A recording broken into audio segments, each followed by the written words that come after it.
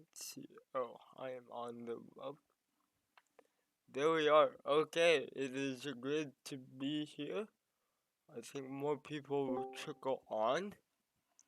But today I hope to talk about the ontology of objects and what sort of a nominalist view has to do with that ontology.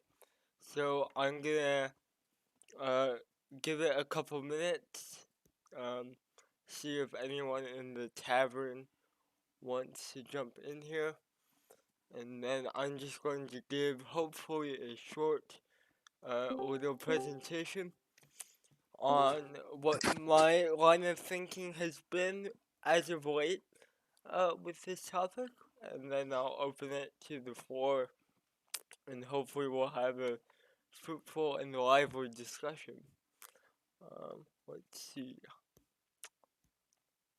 Alright, so I think I'm going to get started,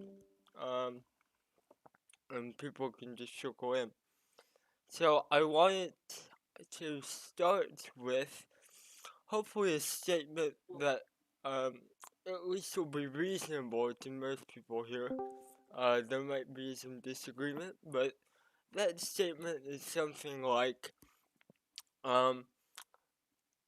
that objects don't have, at least categories of objects have no real existence outside of our minds. They have no existence in the world, and that we often, or how we do operate with categories, is we project them onto the world.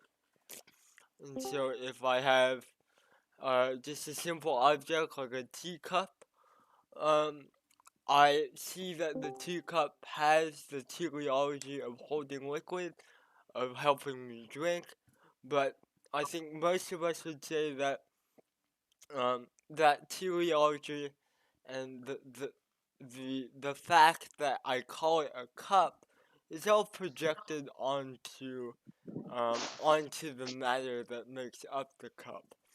And you might go as far as to say that calling the matter that we call the cup a cup is illusory.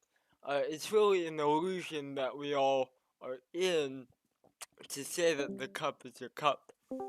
And what you would then say after that is that the more real reality is that it's sort of made up of subatomic particles, atoms, quarks, things like this. Things that are more universal, things that are more stable in their appearance. But the move I want to make to question this is sort of that nominalist move that I made with the teacup. Because if I put the teacup under a microscope, if I look at the molecules and the atoms, the nominalist, at least how I understand nominalism, could say that, the atoms we're looking at aren't really atoms. We're just projecting the category of atom onto that matter, and therefore it is an illusion to say that the atoms are really atoms, because the category of atom doesn't have any independent existence from my mind. And so you would then move to try and get to a more fundamental particle below that, but we've all probably seen at this point that we're locked into an infinite regress. I can make this nominalist move that I'm projecting a pattern onto whatever I'm looking at. It's an illusion, and we can keep doing that forever and ever until maybe we find a fundamental particle, but we haven't found one yet. So the regression keeps going. And so the conclusion you draw is that categories and patterns that shape reality aren't really real. And that can be kind of sucky. It doesn't sit well with me personally. I kind of want to have an ontology where the way that I interact with the world, that is in discrete categories and objects, has a true place in my ontology and is not simply an illusion. And so I want to try a couple ways of getting to that place. So I think the first place you can go is back to the molecule, or back to the atom, to get more fundamental, because you can say that the atom in the teacup is the same as in this pencil, it's the same as in my computer, it's the same all the way out at the end of the universe. It's the same pattern. At least we trust that it is when we communicate with other people and verify that that is most likely the case. And so there seems to be a pattern by which the matter that is making up these atoms is organizing itself. The pattern of the atom is manifesting itself in each discrete example of an atom. And so you could possibly posit that the pattern of an atom has an independent existence from all of the different atoms. And so that you can scale this up once you get to higher categories. You can do that with molecules, since like molecules fall into different patterns that manifest themselves quite reliably the same way in different scenarios. And you can even do that with objects like the teacup I mentioned. And what's really interesting about this consistent this consistent manifestation is that, for example, the molecule will do this without whether humans are alive and existing or not. And so the pattern of the molecule has an existence that's independent of us, of these conscious creatures, which seems to be something that is frequently missing from our ontologies these days. And so to go back to the something like the teacup is consistently manifesting itself in the same way in different places. It functions the same way. The pattern is manifesting that it can hold liquid. It helps me drink. It does this in different places, independent from one another. And so it seems that you could say that the pattern of the teacup has an independent existence from all of the different manifestations of the teacup because of the consistency of the manifestation. I wanted to briefly make one other argument against that anomalous position, and then I'll open it up. This is a more experimental argument. I haven't really wrapped my mind around it as much. It comes from John Vervaeke, professor of psychology at the University of Toronto. And what he does to sort of defeat this anomalous position is to say, let's say I have this pencil, and I say that the pattern I'm projecting onto it that makes it a pencil only exists in my mind. Well, then I can ask, where am I getting the pattern of the pencil if it has no real existence out in the real world, right? So you have to provide an account, or I would have to provide an account for how that pattern is created, if it's created by the mind, if it's created by another part of my being, and I have to provide what one would think is a really complex, a complex algorithm for how those patterns are created. Um, and so, Are your dreams real? Am I allowed to talk? um, and so you can get past that by realizing these consistent manifestations of patterns and objects, and positing that those patterns and objects have independent existences from each of their manifestations and from us. And so that's been sort of my current line of thinking on whether objects are real or not.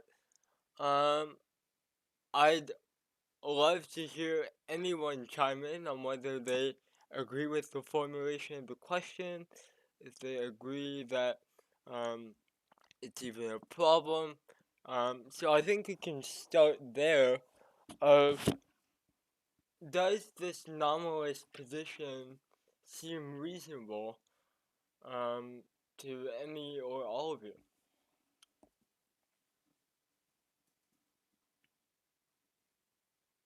I would say fundamentally right out of the gate there is plenty of problems with that, but I want to hear what everybody else is going to say first.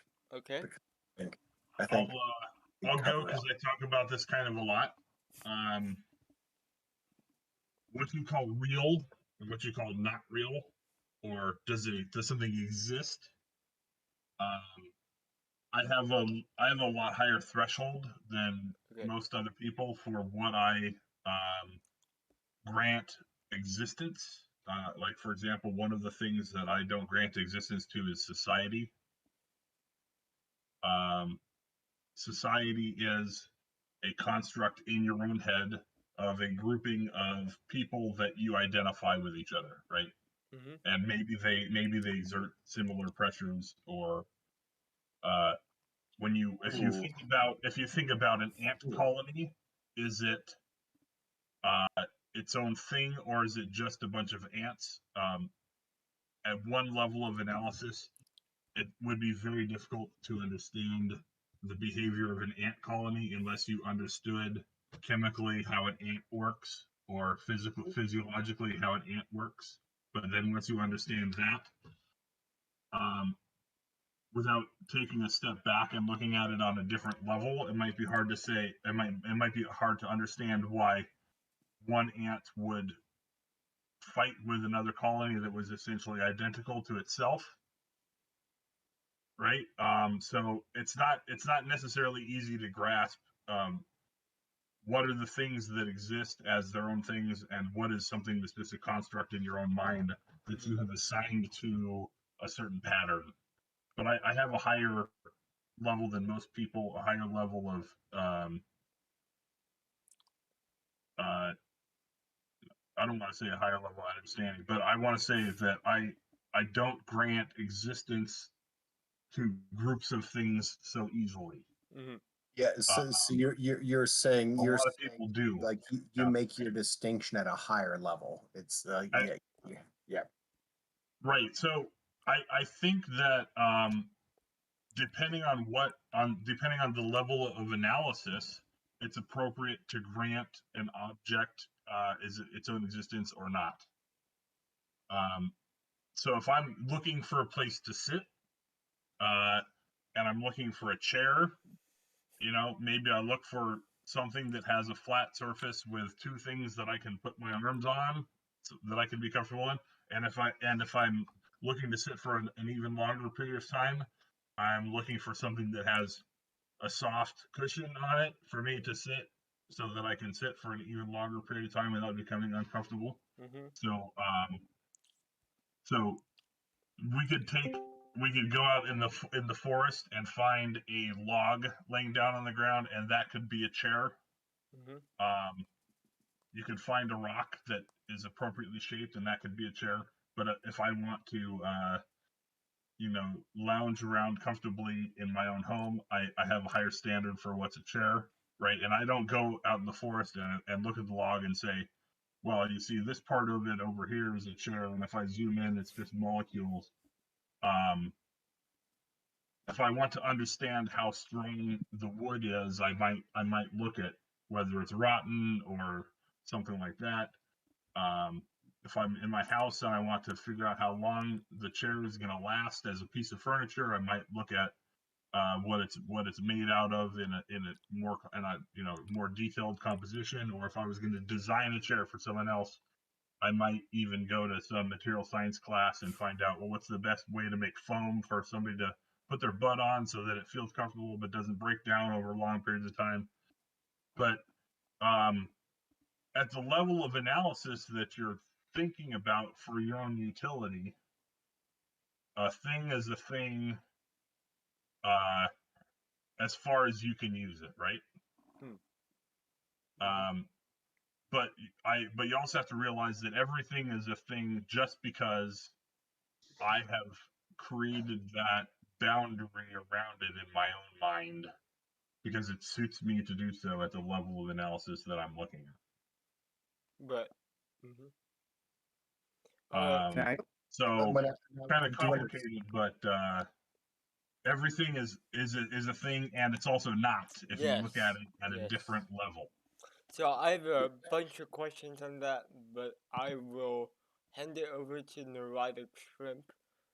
Yeah, well, I was gonna say, guys, let's everybody get a Yes. response to Richard's argument of nominalism, and then we can go from there. But let's let everybody get a word in edgewise, and then go from there. Yes, and also Trav dropped in the link to the YouTube in the live text channel. If you care to engage with the patrons on there, I'm sure they would enjoy that. But Neurotic Shrimp, I'll hand it over to you. Thank you. So you made the point about like there's a pencil in the world and that's objectively there. And I agree with that. What I want to make is that with consciousness, it's a very difficult thing to place into that because I don't know how effectively you could say conscious is objective. That doesn't fit neatly into that category. And we have the problem with perception there. And so my point with dreams is that like are dreams real? And you could definitely say that dreams are not real. Like they are real and that they are there. They are dreams, like they are there. And so you know that a conscious problem like appears. And that's kind of my point, that consciousness doesn't seem to fit nicely into this objective little box. It's pretty much that's all I want to say. Yeah, that's for sure. There's some trouble categorizing consciousness as an object, for sure, and dreams as well. It's not an object. I think you there's could objects. you could unite all dreams that have been dreamt together as like a category of dream, and then all of the manifestations are dreams. But the things that make up the dreams, whether they're real or not, is an open question. Yeah, but Here's a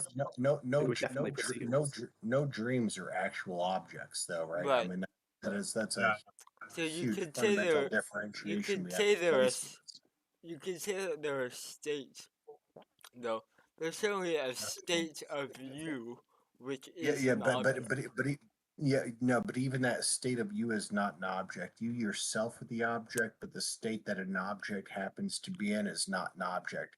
It's the same way, like, you can have a rock that has a bunch of like kinetic energy or more potential energy. Well, Just the fact that it has like more or less kinetic or potential energy doesn't change the fact of the object of being a rock. That's like the only thing we're talking about now is the state of that rock in the environment, right? Yep. Uh, Yep. So we have Yeah, a lot. I have a good analogy that'll help people think about this. Let's You try and have make it quick. a computer, right? Sitting on your desktop, and I'm assuming that everyone here does have one, whether it's a phone or a laptop or a desktop computer.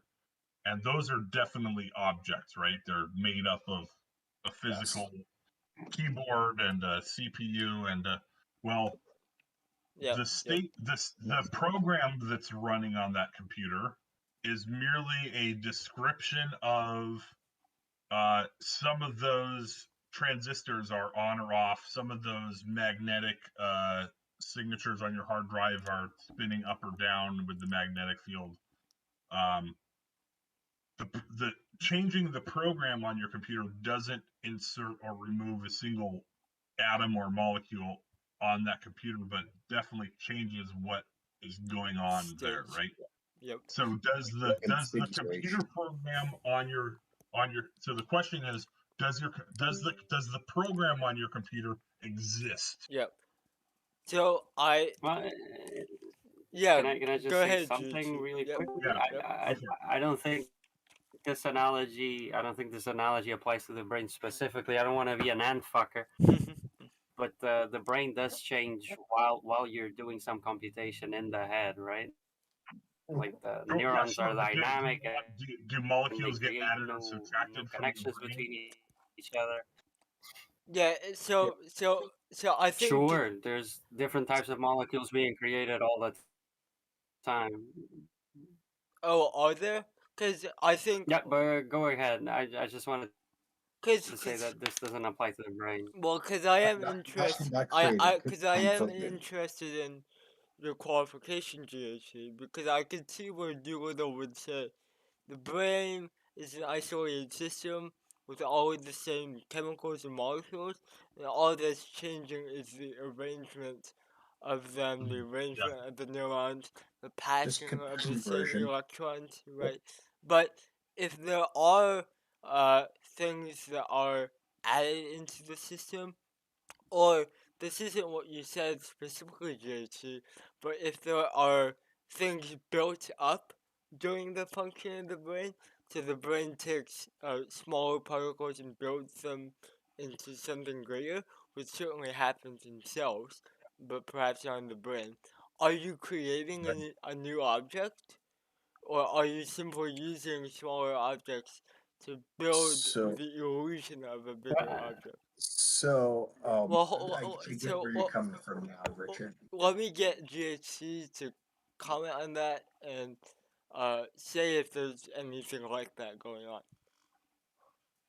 okay, so the matter is the fact that there's stuff being added to a larger object. Does that make a new object, or is that just smaller objects being added to a bigger object? Right? Sort of. That's sort of the problem. Yep. Mm-hmm. Um, I think this is where this is the reason why I have an innate disgust for the for the conversation about are objects real or not, which is because I think this is all semantics, right? In the end, this problem just boils down to semantics, and the first person that comes to mind when this comes up in philosophical debates and most philosophy, to be honest, is just Wittgenstein. I don't know if you're familiar with him, Richard. I've heard of him. I haven't read him at all. No. Yeah, so he has a book called Tratatus Logico Philosophicus, where he tries to prove that philosophy has nothing to say about reality, and the whole point of that, which is obviously not true, right? Mm-hmm. But his point was to make the case that words are not the object that they symbolize. Therefore, when you make a sentence or any sentence that you make, this isn't reality, right? Mm-hmm. You're making a symbol that represents reality. And in that sense, nothing that you say has anything to say about reality per se. It's just Mm-hmm. a symbol that represents at some level reality. Yep. So when we make such a statement like are objects real, and we start, semantically deconstructing this concept, I really get lost So on what it is that we're trying to say. so here I'll try and offer what I'm trying to say by providing this argument, because halfway through, when I reached what I see as the conclusion of nominalism, I reached the conclusion that categories and patterns aren't real, right? Now, that is a semantic proposition that, in some sense, has no real direct representation of reality. But if I hold that proposition to be true, I feel certain things. So I said that I felt alienated, something like that. I felt like I didn't feel at home in my existence. There's an existential reason why I'm wanting to address this, because for me, if I have an ontology where things like categories and patterns are given a positive ontological status, then I feel like I am more at home within the world I'm operating in. But Yeah, if I become convinced otherwise, then I feel that alienation, right? Yeah, see, that's. I mean, to me, I guess that it seems like maybe you're you're going down the road of thinking thinking ideas or objects and then rejecting that. Is that sort of right? Because the idea of nominalism is basically this notion that objects don't exist until there is some consciousness to give those things existence. Mm-hmm. To me, I think that's completely ridiculous because like you brought up earlier, like you're talking about a pencil, and we can talk about a pencil, and we can talk about everything's going all the way down to atoms or even a deeper molecule. There's a molecule we don't know yet. But even if you're using the philosophy of nominalism, once we name that lower molecule, then it doesn't really exist either. So it's sort of like a road to nowhere. If what I'm saying, like this is the problem that I have with this specific branch of philosophy, Yeah. because it predicates this notion that existence is based off of consciousness. And the existence is what where consciousness is something that's actually evolved over hundreds of millions of years to recognize the objective world around us, right? So say like all senses you have right now, like people can beg, well, how do we know this is what I really heard or what I really saw or what I really tasted? And like, yeah, there are those specific questions because we do recognize our senses have been developed over a long period of time for this specific range, right? So like human beings can't see anything above infrared, right? Mm-hmm. I'm sorry, anything below infrared or anything above ultraviolet. Like we can't see these things, but there are some animals, there are some bugs that do see these spectrums of light. That doesn't mean that those spectrums aren't there, and that doesn't mean because we as human beings recognize these spectrums, they only exist because our consciousness recognizes them. These things exist regardless of whether we're here or Yeah. not. So I think what novel th- there is a form of nominalism that posits that I think that or there is no existence outside of consciousness that goes towards idealism, but I think more the target of nominalism are abstract, uh, maybe you could call them abstract objects, but things like categories, abstract ideas. One word that is often used is universals, right? So there, it's like says that there is no real way to categorize things. There's no real way to see associations in the world. It's all really just separate. It's all material at its base, and all of the patterns and the associations we're making are illusory. So I think everyone here would agree that that frame is not a frame that you can function in, right?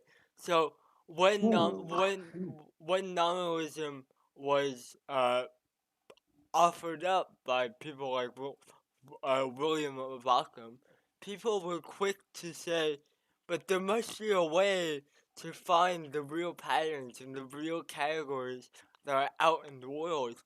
And a lot of this narrative is coming from John Vervaeke now. What happens is someone like Galileo comes along and he says, okay, we can't operate in this nominalist frame. So what I'm going to do is I'm going to take math and put math at the top of our hierarchy and say math is the only way that we can find real patterns and real associations in the world. All of the other ways, the emotional ways, the supernatural ways that we find patterns in the world are at the end of the day illusory. So math is So, so so But that slips you into so Platonism. it yeah, is but Platonic, but so I think you're applying certain moral things right now when you say that Galileo or Newton or anybody, like this is what they were doing it for.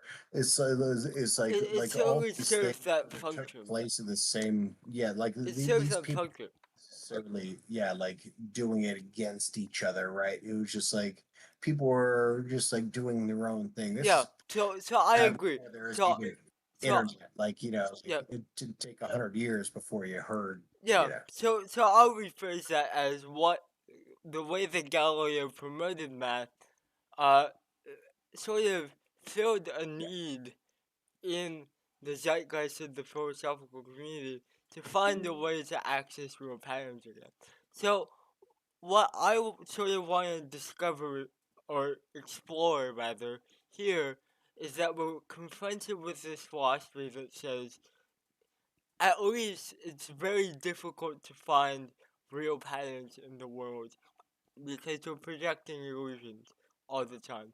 So by what method or by what discipline or by what thing are we supposed to find real patterns and real associations in the world? And that's an open question Yeah, to everyone.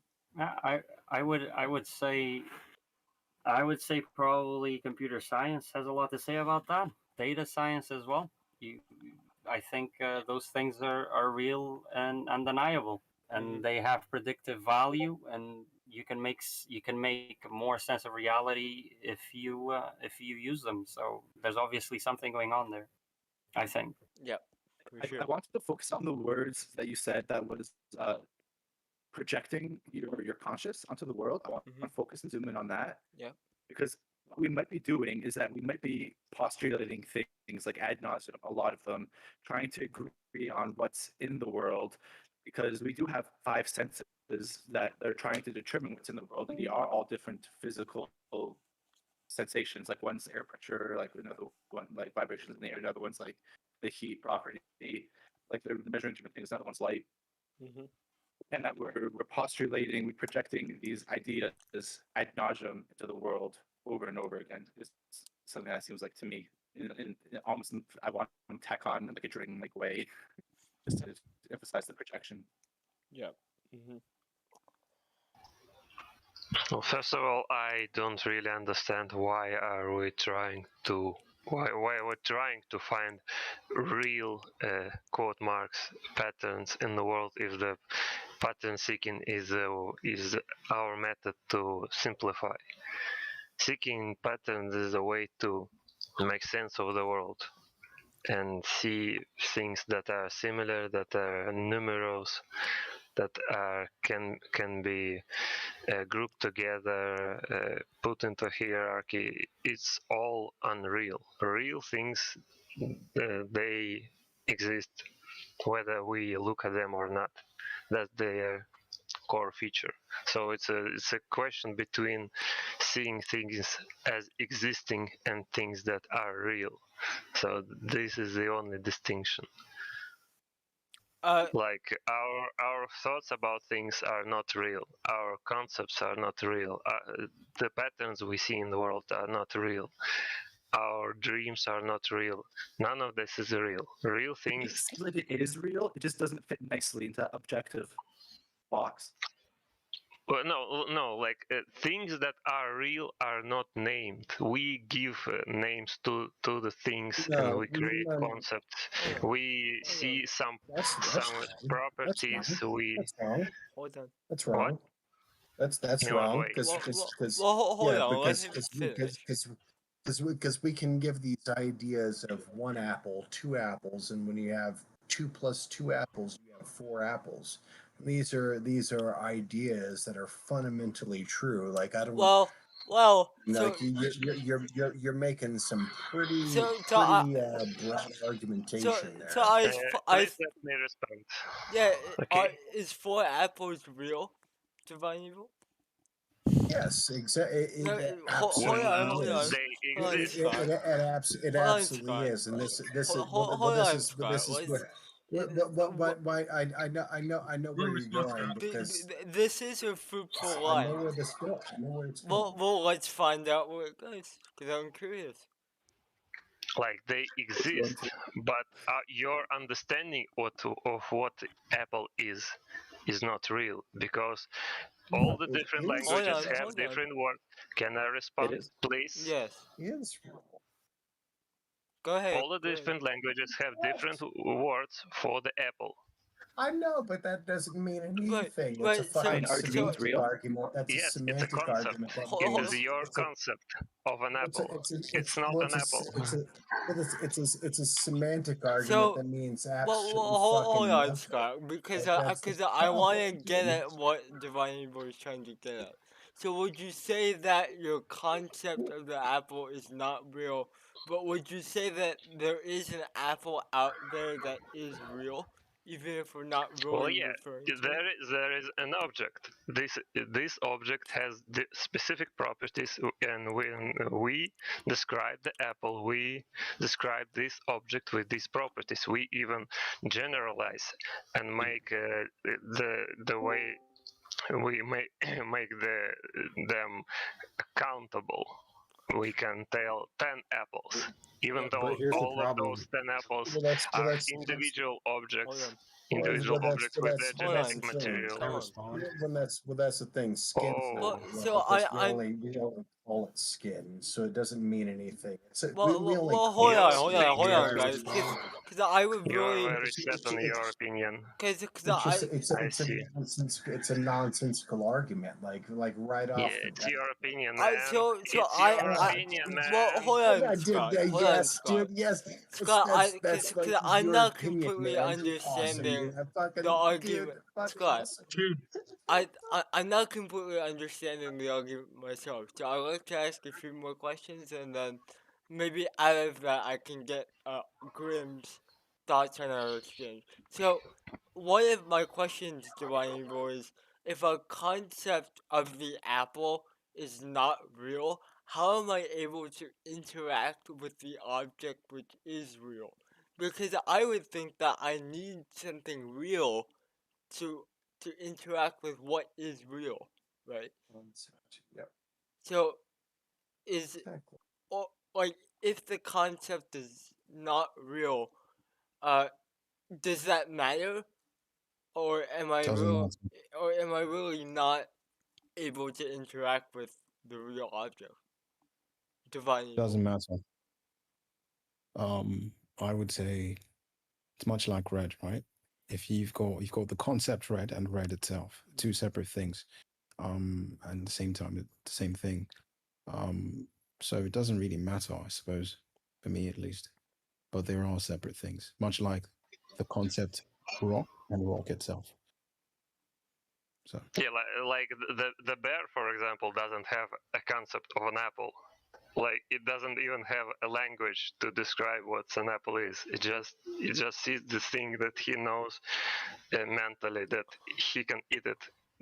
His ability to eat an apple doesn't rely on his understanding of an apple as a Yeah. concept. Yeah. So So let me get Grim well, in that's here, because it seems pretty non-controversial to say that my concept of an apple doesn't really exist, but the apple does exist. So, Graham, you wanted to disagree with that. Yeah, I think everything is real because what we define as real is we experience.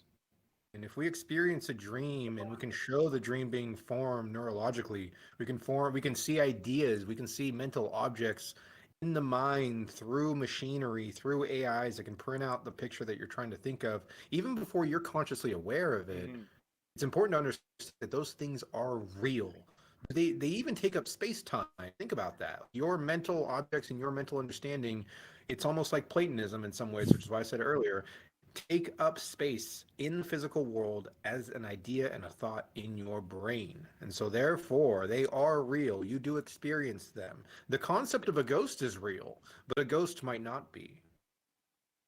mm, I think science or neuroscience can really account for how dreams are produced or how perception is produced. The fact that we can't account for that. And I had another point. What did you just say? I had another point. I Yeah, would say no, Grim. The Yeah, I want concept to say, isn't real. hold, and like as a Because concept of goblin real, like that's kind of Yeah, I hadn't finished that in my internal thinking, so I'll just leave that out there. No problem. You're roboting, by the way. No I don't problem. know if it's just me. Yeah, it is for me as well. Well, Neurotic Shrimp, is your mic usually clear? For now, LL, we can continue with where you were going. I would say.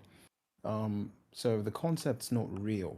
Why? Because other subjects, well, we don't really know, but I would say most subjects do not have the concept of objects. So, for example, the bird, which is the subject in this context, does not have the concept of an apple, which is the object, but it does. It can encounter the object as a real thing in, Oh, well, no, reality. but a birds do specifically recognize like nuts and apples. So even their primordial brain, they have So, an ability. They have an ability to recognize between Right. but Yes. So, objects, but right? they I mean, can't. if you don't have a that's the language, you thing. cannot have a Yeah, concept, they Yeah, can't. right? exactly. They They have can't no have a. concept. They have no language, but they still react Well, to they the do not have object. Like concept. by To have definition, language and if you don't concept, have a you don't get. concept, you can't have a. If you don't have a language, you can't have a Yeah, concept of a thing. eh, Exactly. That's the issue with nominalism. That's what I'm trying to. I've seen th- very intelligent behavior from a magpie. Someone keeps like breaking up. I don't know if yeah, it's it's It's still maybe neurotic neurotic shrimp. shrimp. Yep. Yeah, there's a weird bug going on the server. I just got like kicked off of the internet and then back on, and All right. there's probably a couple people being affected by that. So Dow, did I hear you wanted to jump in here? I might want to say, how do we know that realness and non-realness are applicable concepts to reality?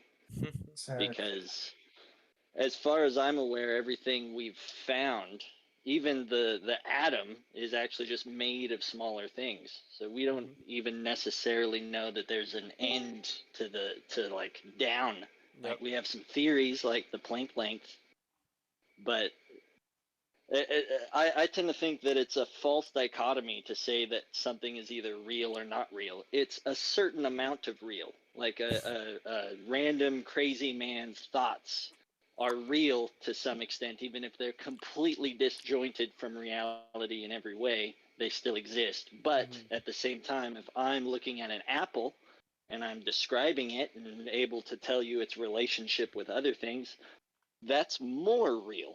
I'm closer to real. And then if we start talking about the atoms and the total collection of everything in the universe and how that relates, then we're even more real, but it's kind of beyond us at that point. And you see, we, now the problem with what you've said is, with the crazy man with the thoughts, they're real only to the subject, which is the man. Once you get out of the subject, man, you're no no, longer. I would say because I can take measurements of his brain waves and associate those things with things that he'll point to in real life. And then even if it's completely disjointed, I can do the mathematics. Theoretically, we haven't completely back engineered the brain yet, and it might be, it might have quantum computing or something weird going on, but assumably you could back engineer all that and figure out what he's dreaming.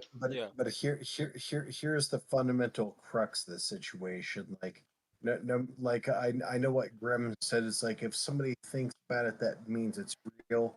There's still a differentiation between if that's an object or an experience, right? So I mean that's the fundamental thing you have to recognize. There are things definitionally that we call objects. And I know where you're going from, Richard, like coming in, but like, oh, well, it's only an object because we say it's an object.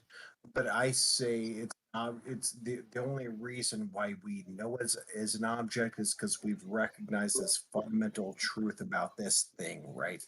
So we can look at something and recognize that a rock is different from a plant. Right. So at that point we start to come up with different different variations. Okay, so a rock is different from a plant. A plant is different from an animal.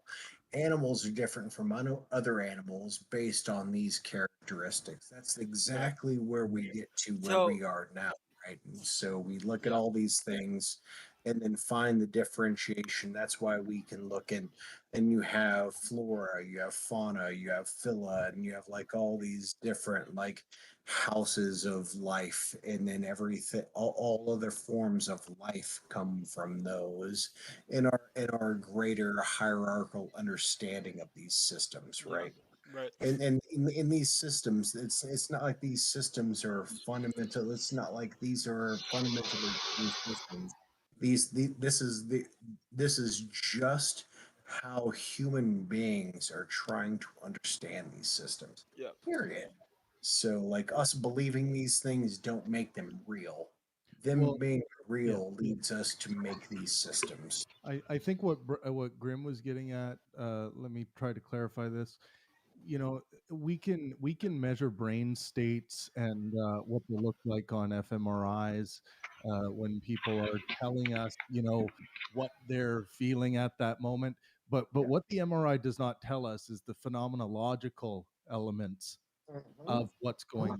It'll give us the brain state, Exactly. but how love or the color red feels in that experience, that's the metaphysical part. That's So- the phenomenological part. Exactly. We can measure that too.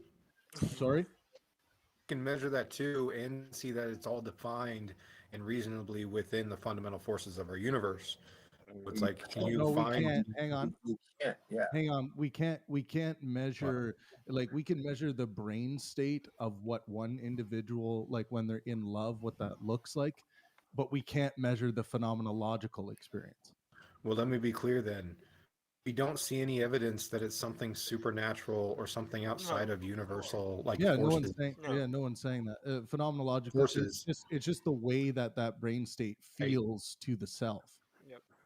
That's what There's I'm no saying. reason to Right. think So that it only we follows. So it only follows that of those brain states, right? Then they have to be forces are also real. So therefore, if we experience them, right? Because I define real being I experience them. Right? So if I experience them and they're defined by the fundamental forces of nature or reality of what you want to call it, those fundamental forces. If make someone's real. if someone's gonna say that those experiences aren't real, then you know, I think they're just not paying attention to what brains do. Just one moment. I've got like it. Maybe I'll be more pointed. All right. Yeah, the brain. It only follows that we will eventually be able to measure. Yeah, you'd think measures- that you know, you think that we might come up with a system one day and we could say, you know, we could map out feelings in an objective way and say, like, you know, objectively that thing you're feeling is love, isn't, because it doesn't map onto this thing over here. But then the individual is going to be like, yeah, but it feels like it. I love popsicles. Like, That's an abusive relationship you should be out of. That's what I'm telling you. That's not love. Can I introduce? Can I maybe introduce a concept here? Yeah. So let's get into the shooting here and maybe get to Yeah. So this reminds me of some this reminds me of some discussions that we've had in class, which was exactly about qualia. And this is sort of what qualia is just the thing that that Pangburn was describing as what was the word that you used? phenomenological. Exactly. So how something feels. Let him finish, Scott. Yeah.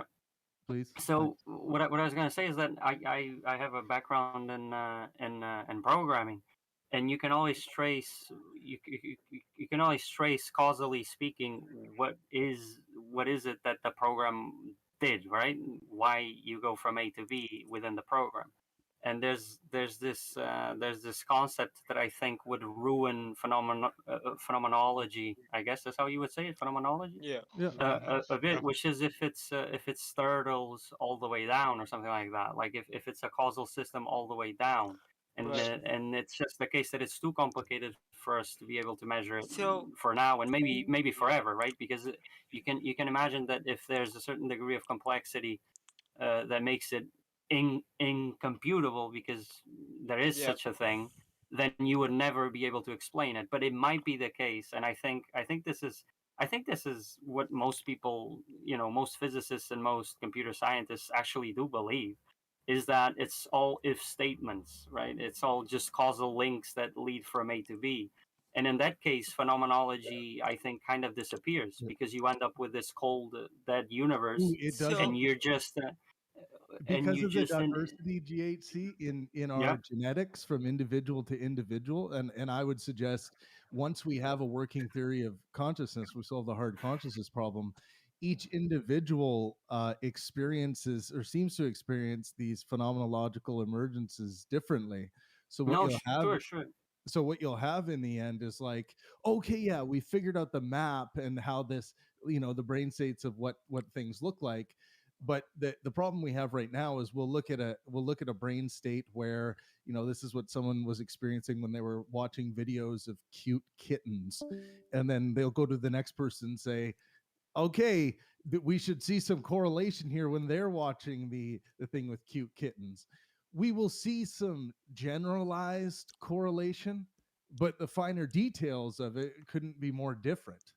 Yeah, no, I don't think this goes against what I'm trying to make a case for here. No, I I didn't think think it it's did. Yeah. all right, because it's completely true that there's a huge diversity, right, and a huge complexity. I think that's more of the key word here. You have so much complexity that there's no way you can actually explain the whole system. Yep. And not only you have a lot of complexity in the system per se, you have an emerging complexity as well to deal with, right? Which is that the outcome is not the sum of its parts, is more than the sum of its parts at the same time.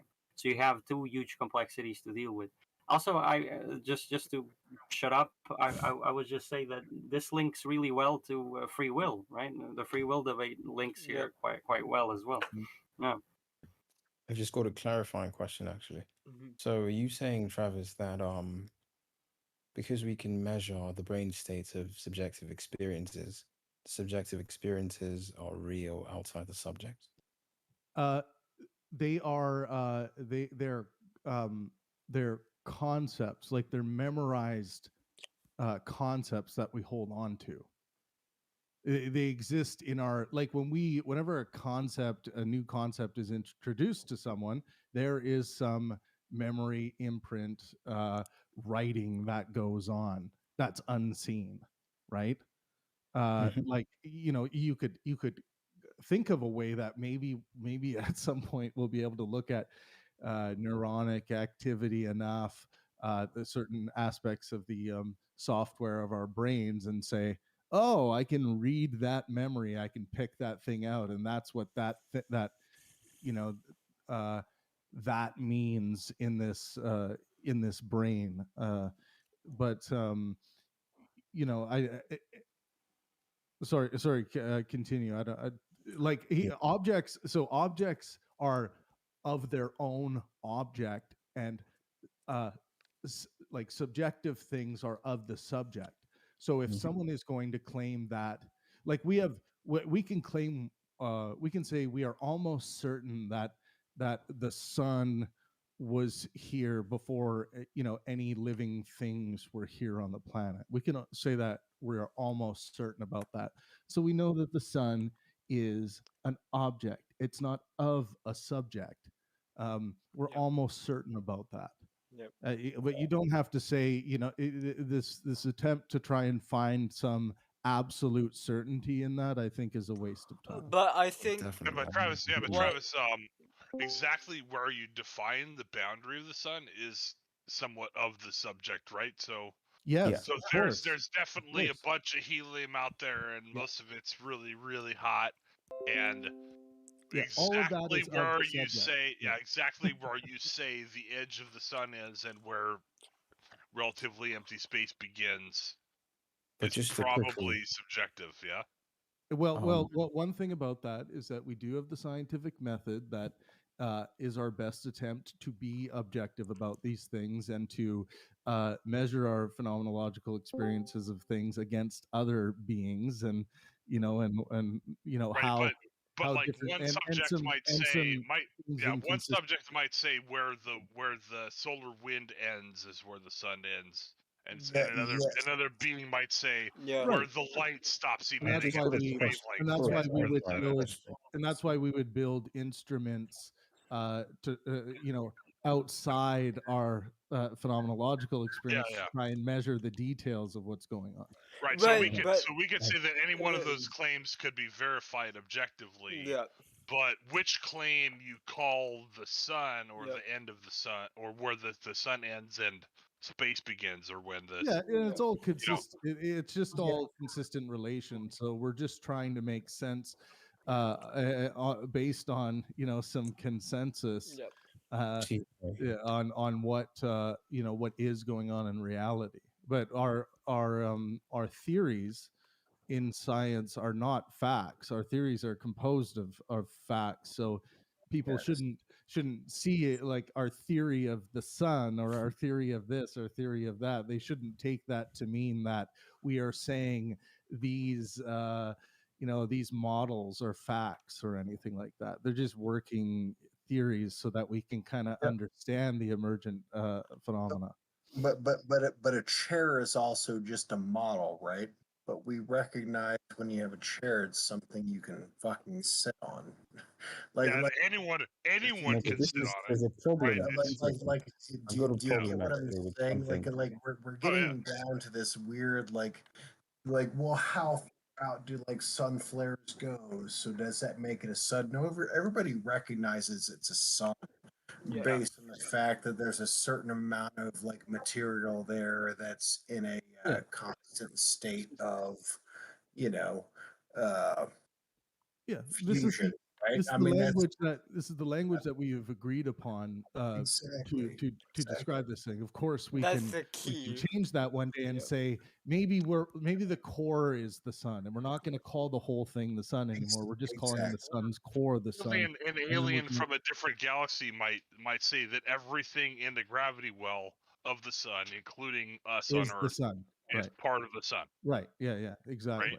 Yeah, and that's just that's Still, just the using using your languages of consistent yeah, relation, like yeah, logic, Well, mathematics, all these yeah, other things. that would still fundamentally be a semantic argument about what yes. constitutes the sun, and that's the problem with these kind of Yeah, things. so and If so you're getting into a semantic argument, because it's semantic, I think we've resolved that. But I do want to go back to the fMRI scans of brain states because the qualia that I am experiencing, which you are measuring by the fMRI, I would intuitively say has an independent existence from the brain state, the mapping that you get.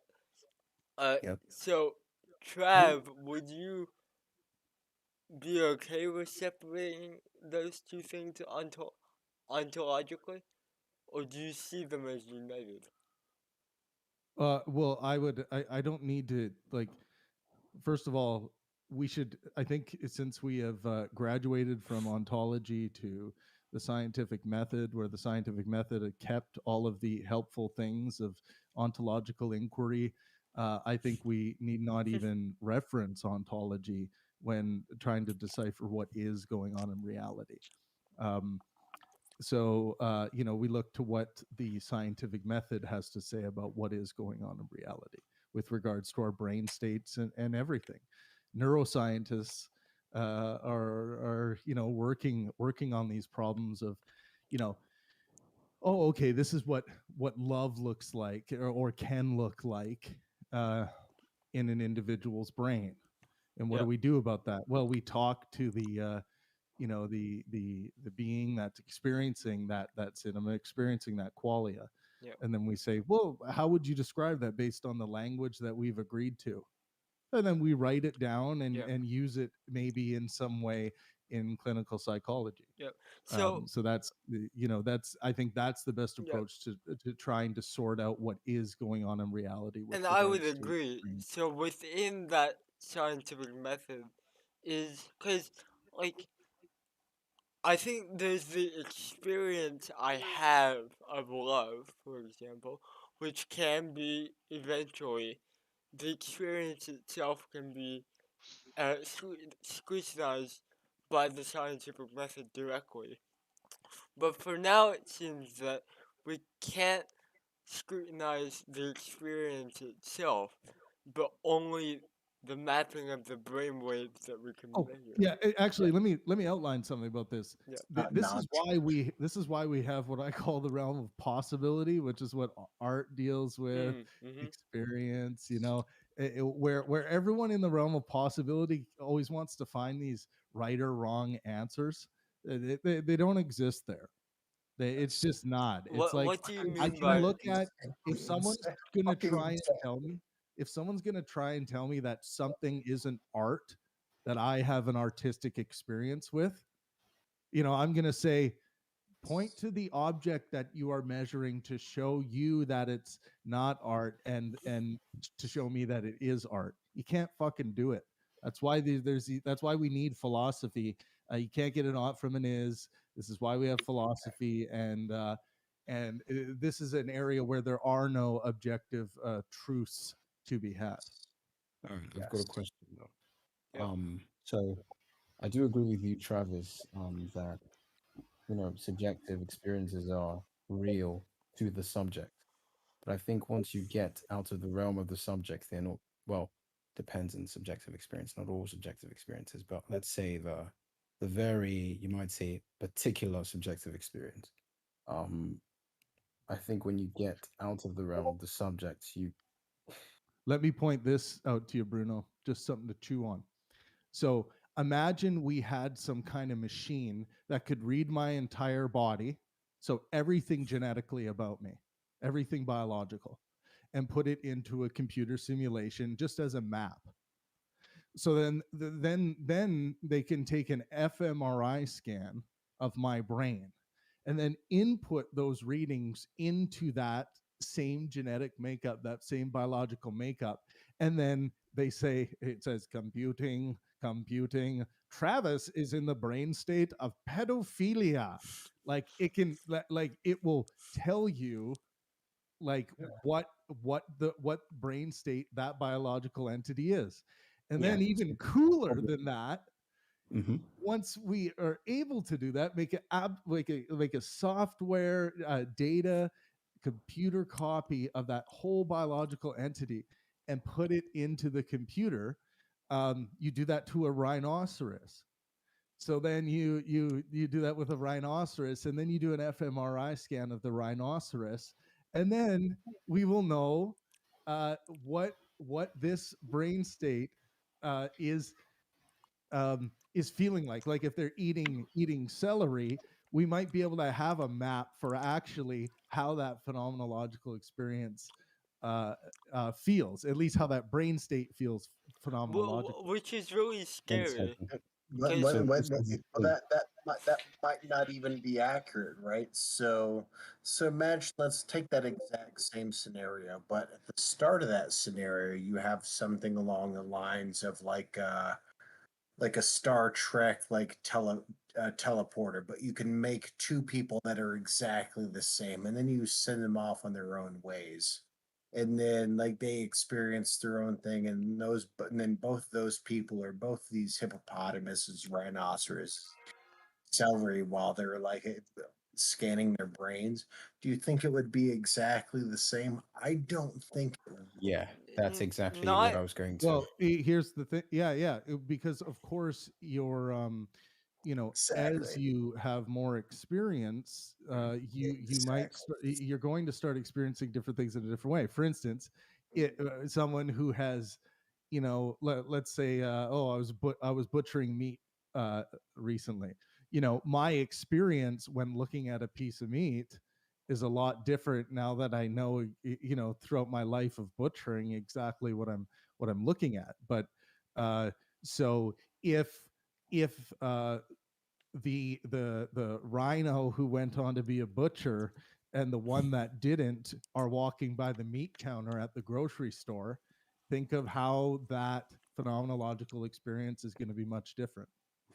This is But what I like. This is the problem I have, like with what Travis said earlier.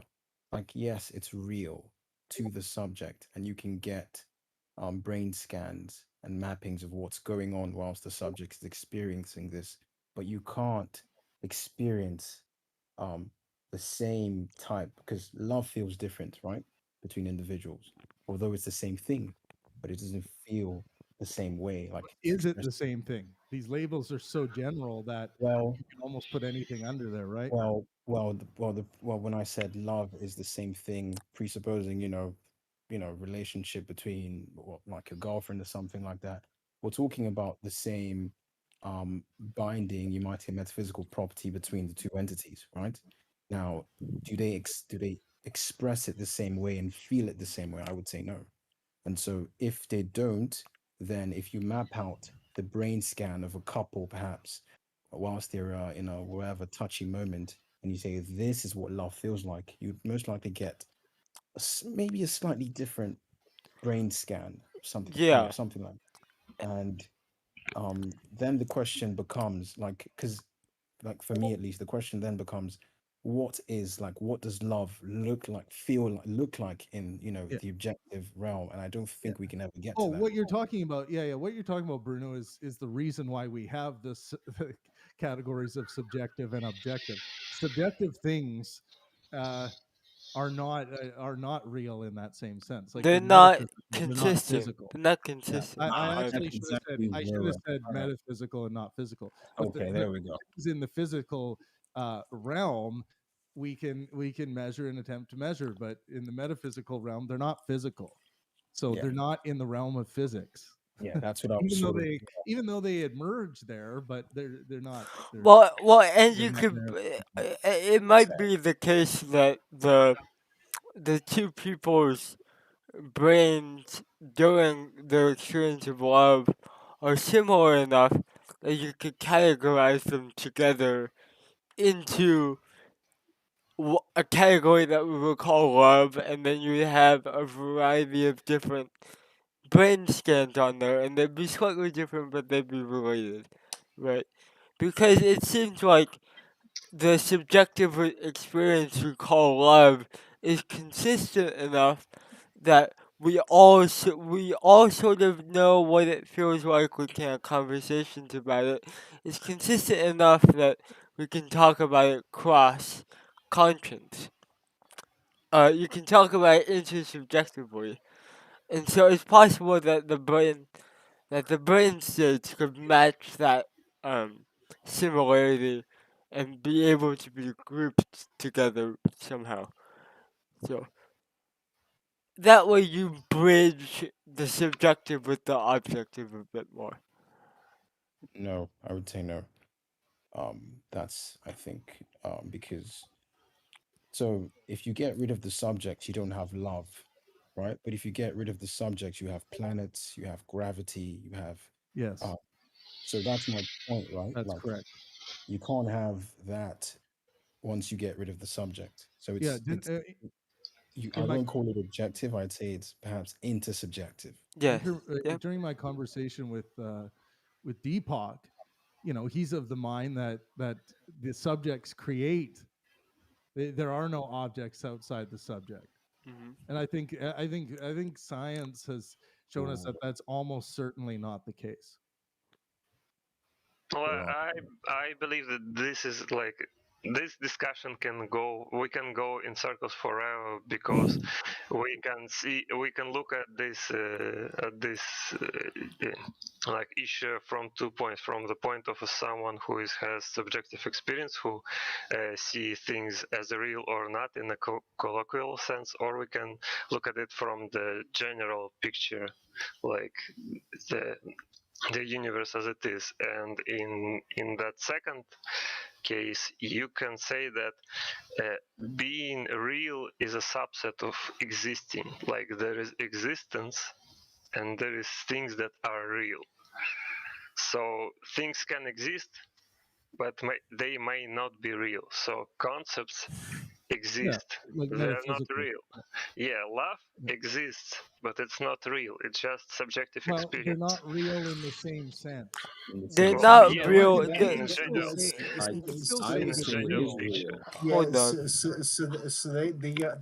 they are real. They're just not objective They're objects. not Yeah, Right? yeah, physically yeah. It's real. like they're Can't they're not touch them. they're not separate. They're not separate objects. I mean, they're like that's the thing. Like these concepts have been worked on for thousands of years. Like, I mean, we this is stuff people have gone Yep. over and over and over again, right? Like we know there is a differentiation between like like the physical reality in the world that we exist in our experiential reality, right? The Yeah. And experience versus this is oh, sorry. Go no, ahead, Scott. Sorry. no, it's all you. I'm just saying like I don't know. I thought everybody's sort of like in agreement that Yeah. there are these like differentiations he recognizes between the actual physical reality that we exist in our experiential reality, Right. right? Yeah, I would. And the things in the experiential reality are still real. Like this goes back to my argument for the existence of patterns and categories. Like they're not physical. You can't find them. You can't touch them. But I still think they're real, right? They exist and they're real. Which Yeah, is sort of counter to what you were suggesting, Divine Evil. Because I have a hard, like, the only thing I could see being existent and not real is maybe that which is potentially real. Because that which isn't in actuality yet, it isn't real because it hasn't come into reality. But that's about the only thing that exists, which I would put under that category of not real. At least for Well, now. again, like it's the entire issue is the difference between how you look at those terms, how you define what is real and what exists. If there is no concrete like difference between the two, then you can use them interchangeably, colloquially. You can get offended when someone says that your experience is not real, even though it's like really you it's know, real Yeah, for you. yeah, It's yeah. real Yeah. for yeah, you. yeah, You cannot share it. So you're and I talking think about that's what you're matters, talking right? about when also you're talking about definition shifting, right? So when somebody says Well, something real, and when you yourself you're considering that existence, but then they also say it's real for something that you would consider real of a more of an experiential terms, right? So I think you're just making the point of saying there needs to be differentiation between what we call real and actual existence, right? So mhm. is that it seems to me that's the point Well, you're making. that my main point really, because like again, like you're looking at the forest and it consists of trees. Those trees are all individual objects. None of them are identical. All of them have different like That's exactly constituency. that's exactly what I'm saying. Yeah, yeah. Yeah, they do not intersect. They have different age. They made of different molecules. They have Yep. their own space. They grown up completely differently. Yep. But you looking at those trees, you see the pattern. You see that they are similar. It's in their properties. When it's also not just seeing the pattern, but it's like I thought you were gonna go the route like we can look at a forest and we can see all these individual trees, but when we look at it, we call it a forest, right? Well, Like this is what I like. exactly. Like It's, another example of Exactly. ordering things up and like with the creating trees, concepts right? that generalize. What was that, Bruna? I just with the trees, right? Like it's real independent of your mind. It doesn't need your mind to exist. Yes. Yep. So to jump in here real But quick, isn't this just the delineation between conceptual reality and objective reality? Like I'm pretty sure this has actually already been delineated. Yes, it is. This is exactly what's going on. Yep. Yeah, because you can talk about like, yes, love as a concept exists, but it's not an object, therefore it's not objective in the same measure. Yeah. So but that's it. I'm just kind of Well, listening. yeah, Keep doing your thing. and so I sort of instigated this conversation to get at what is the nature of conceptual reality, because I was sort of talking about conceptual reality as like a category. Like in Divine Evil's example, we have individual instances of trees, but we categorize them together as as instances of tree. And so, like, what's the ontology of tree? What's the ontology of these Yes. categories? So that Well, let me introduce you that's to what my we're friend trying to Carl get at. Jung. Okay. Could you clarify what you mean by conceptual reality? I don't know what you mean by that. Metaphysics. Oh, right. Well, And, like and also, I would just say my answer to that question thus far, Richard, is life. Is you know, the cause of that, of the, you know, metaphysics comes from life. That's my answer so far to that question. Okay, I've No thought. one can like explain like what causes life. Like no one's got that one Well, down. right, but that's not what he's getting at. But then I would still ask, like, what the. How would you say this? Why things manifest themselves in different. Why things manifest themselves in in a similar enough way that we would categorize them, but they still do that even when we're not here. So the trees are still like, okay, what makes up a tree? It's made it has a trunk, it grows leaves, right? The trunk is made of wood, like it has chlorophyll in the leaves. Like this is how we define a tree because all trees manifest themselves in this way. So to So me, what makes up my conception of the tree? Is what you're so asking? like my question is, by what rule or by what force are the trees manifesting in a consistent way, even when we aren't there to categorize them? Because I think that yeah, the metaphysical categories have an existence that is more than what we are just like categorizing them as. But well, that's their emergent properties, basically.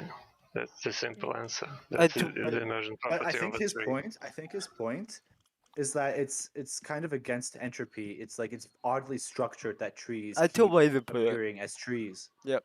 And Well, yep. trees gain constant stream of energy from the sun, so there is no entropy here. There Well, is a no, lot but of like generally energy coming speaking, a in. structured system is less probable than all the scattering of all the molecules.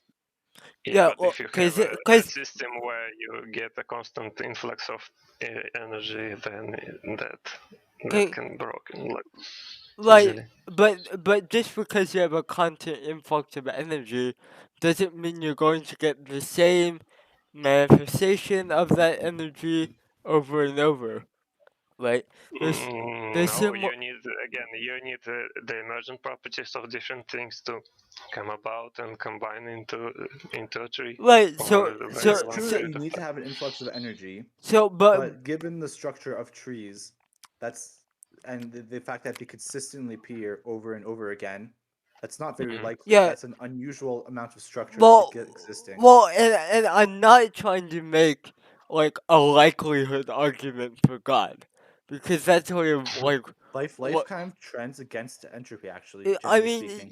Forming a Yes, cell wall is like against entropy. yeah, and Life I is against entropy. That's sort of the definition of life, right? yeah, It's the thing that exists on the boundary yeah. between order and disorder, and it takes things from the disorder and organizes them and makes them more orderly.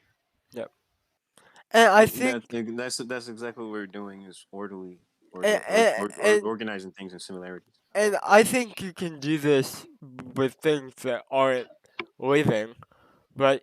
Because a mountain seems to manifests itself in consistent ways too, right? And it's easier to imagine why mountains appear similarly because the same geological movements occur throughout history. But like, so I'm not trying to make like a suggestion God because like things are manifesting the same in similar ways consistently. I'm simply asking why are they doing that? Because it seems to have something to do with manifesting according to a category, but human beings aren't around to force a category onto them. So, like, where is the similarity coming from? I was going to say, I Yeah, don't think there where is they any similarity at all. It is just entirely subjectively categorized. Yeah, I it would comes say, from you categorize a bunch of things that are not really all that similar into, and you yeah, can Well, how are your brain simplifies things so that you only see the similar parts. you, Just so ignore the things that are not similar. you're really gonna make that case for like even the same species of tree? Cause the Yeah. So this is the there's a million different species of well, trees. cause this And is you're calling yeah. them all trees, well, but you ignore the It's your variation mind. It's your in mind. how they reproduce and That's the what it size is. and shape of their leaves. You say, "Oh, these things are all trees."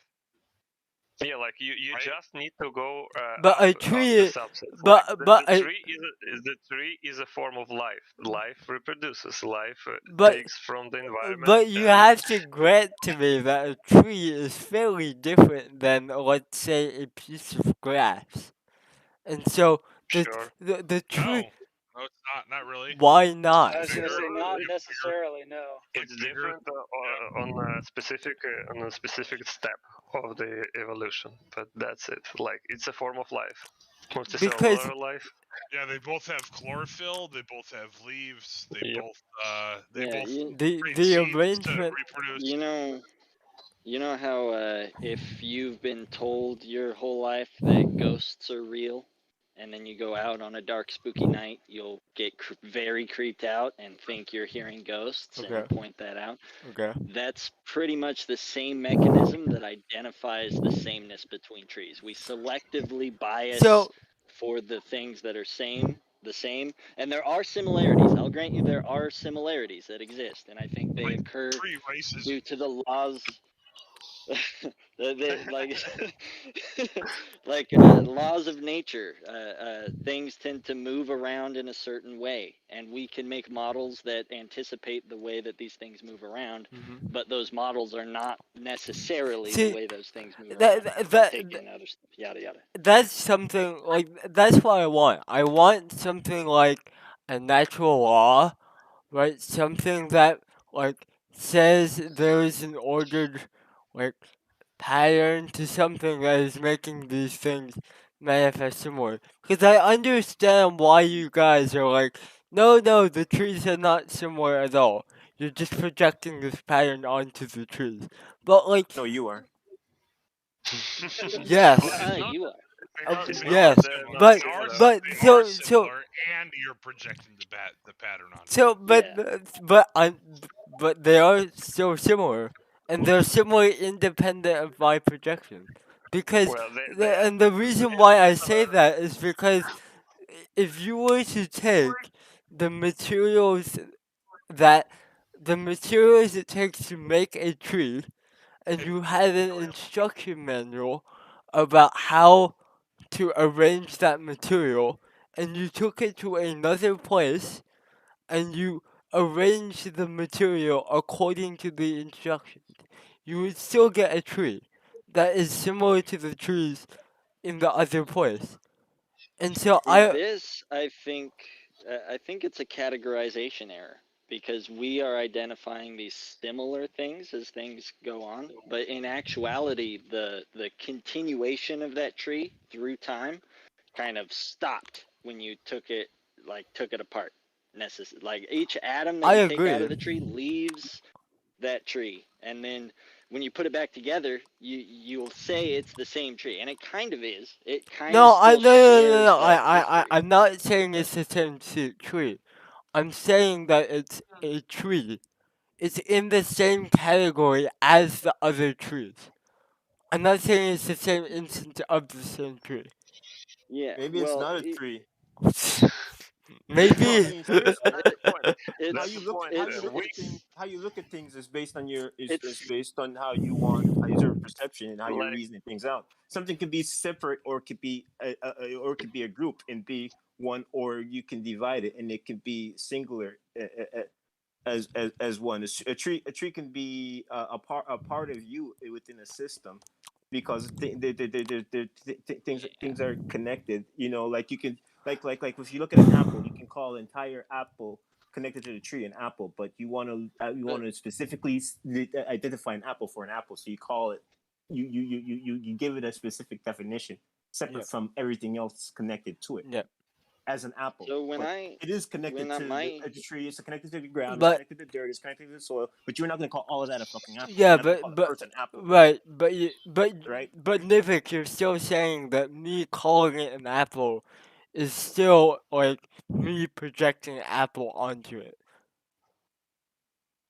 well, yeah, because until you call No, it an no, apple, it's not an apple. It's just an object. because It doesn't have a because name you want to until you give it assign it. That you want to give it a mean, specific man? definition in relative to Yeah, the so I environment, do, I do. to reason. Yep, So you want to yep, specifically, because you're yep, not going to call a planet the solar system, right? You're going to yep, call it a yep. planet Right, right, because you want to talk about a specific planet, right, because there's parts of things, and things can get grouped together, right. as you can call it a But whole, but as a solar system. There's one but whole. but see, I think that you can categorize, for example, a planet by objective measures that is apart from me. Like that it seems reasonable to me Yeah, yeah, of course. but then Yeah, I that's my point with the tree. right, so I got See, there are objects that have certain properties. We call this planetness, and yeah, we call but objects with those properties planets. but I got so pushback yeah from Dow and Doolittle earlier yeah on that point. um if I go to the store and I buy a fake Christmas tree, that still fits the category of tree because of its branchiness, and it's got little pine needles and all this sort of stuff, even though it's not at all attached to the lineage of life. So Not the I don't really think. chlorophyll. Yeah, it doesn't even have chlorophyll or It, cells. It's a hunk of metal and plastic, but we still call it a tree. Just it might have an we call extra it a ontolog fake or an tree. extra label.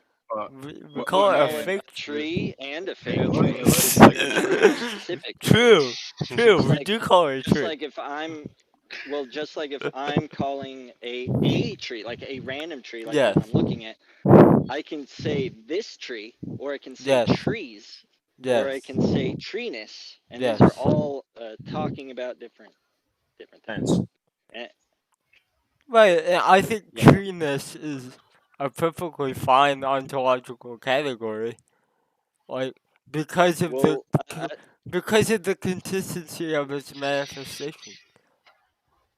but Well, were you born with the idea of treeness in your mind, or were you shown trees as you grew up to be able to look at the similarities Well, and no, build that?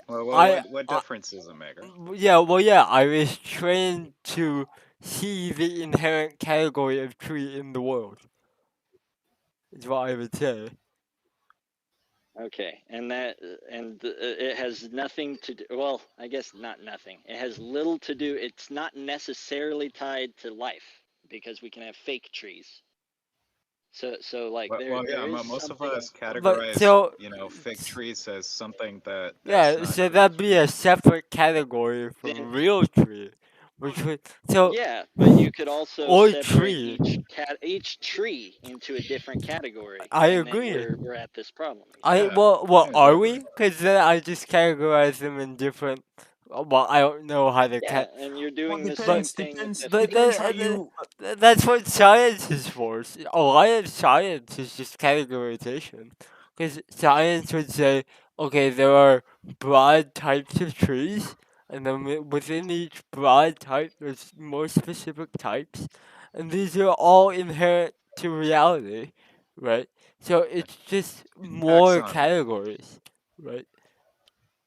Yeah, and Your the entire and life, like your entire life is categorization. First you create categories, then you fill up categories with all the stuff that you experience. Well, no, I don't think I created the categories. The categories were there. I'm just using the categories. No. well, Like Well, there is some categories that cannot be like because the like category has to be there in order for the similar like trees to but manifest. no, so the same origins, the genetic origin, which they share between each other, but but it doesn't mean that they're I all mean, the same. but Richard, what do you mean by category, man? Because I Oh, mean, what? you're probably gonna agree on the concept, but differ on the semantics, I right? feel like a category is something like a metaphysical. How would you say this? A metaphysical guide to how reality manifests itself. No. It's So how what we do you mean by that? experience I'm not sure. reality. Because like Let you him can explain. like think about I the really want to concept get where he's coming from. of planet Earth. Like think about the planet Earth. Okay. It's a single object. Yep. Well, that contains yes. everything. Well, it On I mean, this planet planet. Earth, it's an object, All and the there's other people, objects all that the share properties animals. with planet Earth. Yeah, it's a generalization. I mean, yeah, I mean, it's like a big rock that orbits a star, and there's other like big rocks Yep. that orbit stars, right? So Lots we're like, of okay, different properties. So Lots of different contents. Yeah, I when mean, we were there's like growing differences up, between planets. Yeah, of course. Like, There's differences between everything to a certain I degree. think there's the problem is he has I think not he everyone has a Richard. sort of, including myself, has a minimum sort of requirements to categorize something, with the example of the fake tree and the real trees. I think it's sort of like a minimum requirement to say, all right, you head into this category, and then when you're into that category you can even further divide the fake tree from the real tree and the properties of life and whatnot and cells. So I think that's maybe the problem. But yeah, we set up the like criteria and the properties that Yeah, something must have. well, we give label, different we get it definitions right. of things when you want to understand, approach things in an understanding way, depending how yeah. So wait, I saw Chad on mute, so I do want to get his input. Chad, did you have anything to add? Or can I go to Dell? He wants to hear what you have to say, Chad. No, I'm going to so Dell. if there's like a category that exists, then why would you have to go about through, like, were you going through your life as a kid learning about the category of tree, or were you looking at trees and drawings of trees, pictures of tree, and you just kind of associated all of the similar factors of those things to the pre-existent, like, human concept of tree? Like, why assume that there's a pre-existing objective I thing? assume that because I don't understand how you can create the pattern of tree in your mind. For me, it has to be there to discover. Because I don't get why, like the brain would, because it's obviously like, you could call it an algorithm, you could call it a system of associations that the brain has when it is categorizing trees as different things. But I don't understand how the brain could, like, basically out of nothing create this when. Well, maybe I can say something that will help you here. Okay. Because I don't think you're totally wrong here, because obviously the brain developed to model the world around it. So in a sense, you are quite right. All of these objects are being reconstructed by atomic parts that have been modeled. Like your brain was literally trained to model these parts.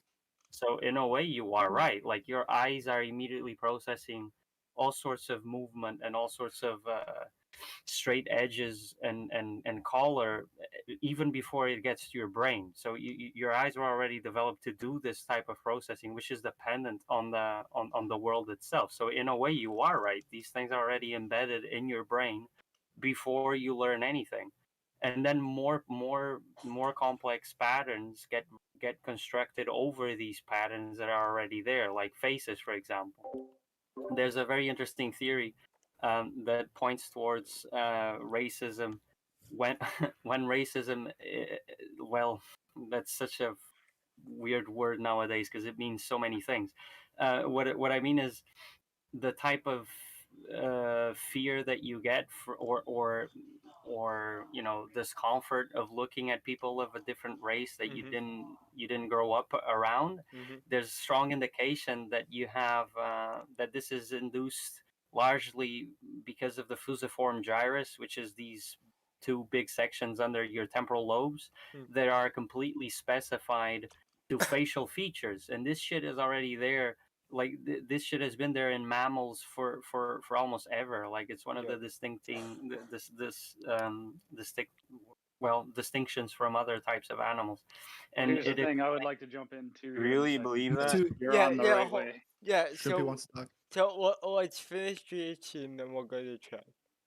Because I was because you can you can see a cute furry animal you never saw before and think of it as a cute furry animal.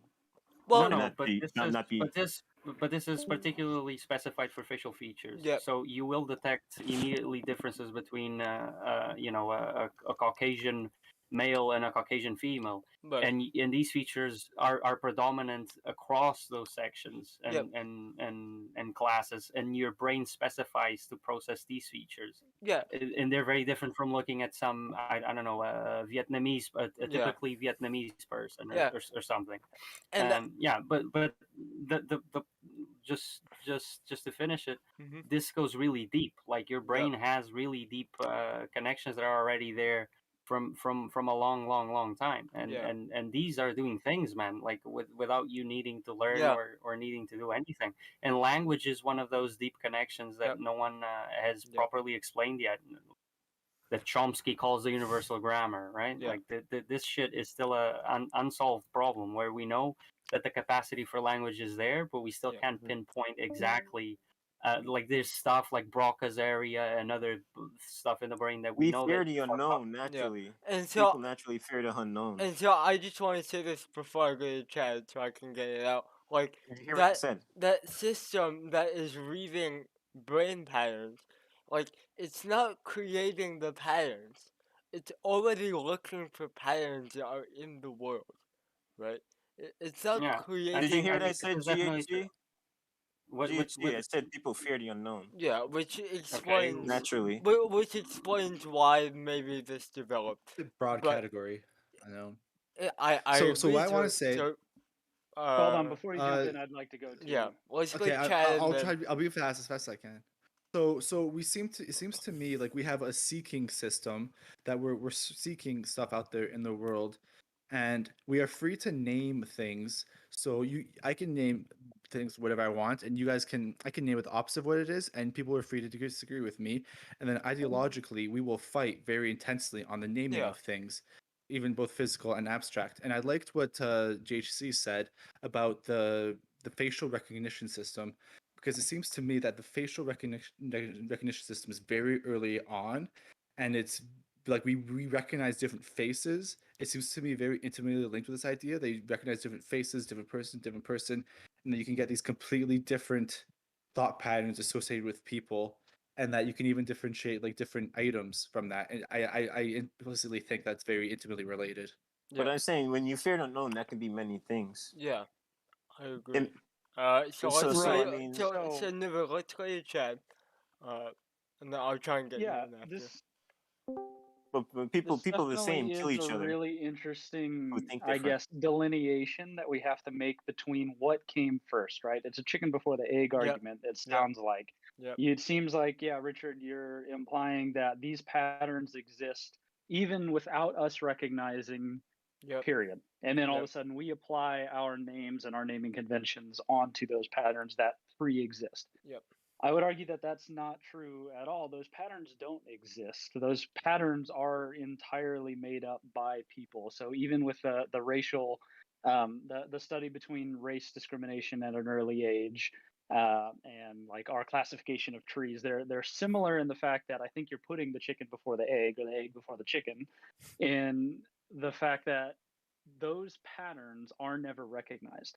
Those patterns don't exist. A pattern in and of itself is a conceptual manifestation of our ability to neatly categorize things. There's no reason to believe that a tree is a pattern, even if we weren't looking at it, because it just exists in and of itself. But the There label seems tree has a lot of meaning You're behind it saying because nonsense right now. we Hold on. have fought ideologically Hold on. over the definition of a tree for a Hold very on. long time, and we can so even we do it have. Here we now. go. But the Let me tree finish has here a for a lot of second. agreements Travis. with that Here's word. the thing. Yeah, There but are things Chad, that we can point out and then apply a category to. However, that category does not exist until we do that. So I don't understand why. Like, what do you think it's just language. should? Yeah, Exactly. exactly. It's It's all language. subjective. It's all incredibly just applied after the fact. Yeah, There what is was See, the your another patterns question? aren't. But You we said are the patterns seeking aren't really to there. explain They're, our they're hold on, terms in the mental Trav. world. constructs instead, right? Yes, I do want to know because But this is really but interesting. why I'm why excited why that why you would it? brought up Hold Why this do on, you believe Trav. topic. that though? Hold on, Trav. What makes you make such a claim? So That's a good every question. single pattern and every single thing that we claim to, I guess, notice some sort of consistency with is only consistent because we say it is. There's always a deeper level of specificity that you can get to that just throws the entire categorization out. Like think of the taxonomic tree, right? Nonsense. So no, not at all. This is very similar to Villain's God, actually. I think it's really interesting because Oh it's like no. there's Hold on. this Well, conversation. here's the thing. Scott, Chad. let him Hold finish. on, wait, let me Scott, finish. let him Even finish. the annihilists Finish my are like thought. believers. Let him finish. Yeah, let me finish this before Scott, you let get him in here. finish. The I really comment. want to hear it. You did it. Yeah, this is really interesting, right?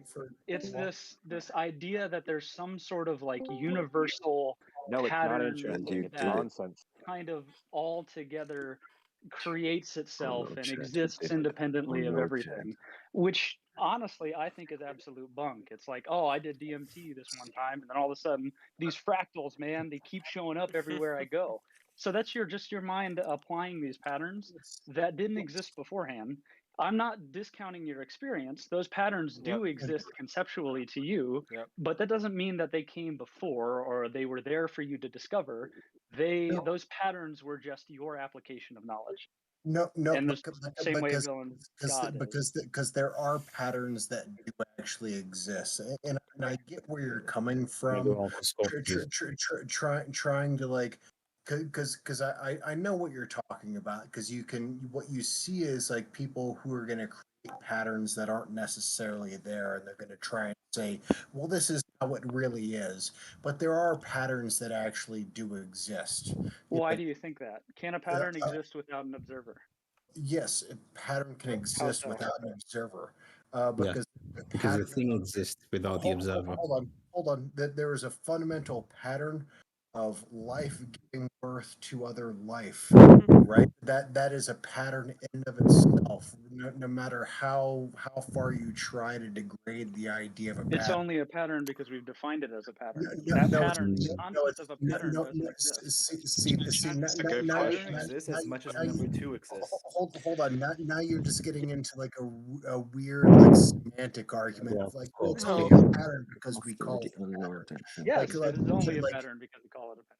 Yeah, so that's a semantic argument, which it's not a semantic argument. It leads you nowhere because Right,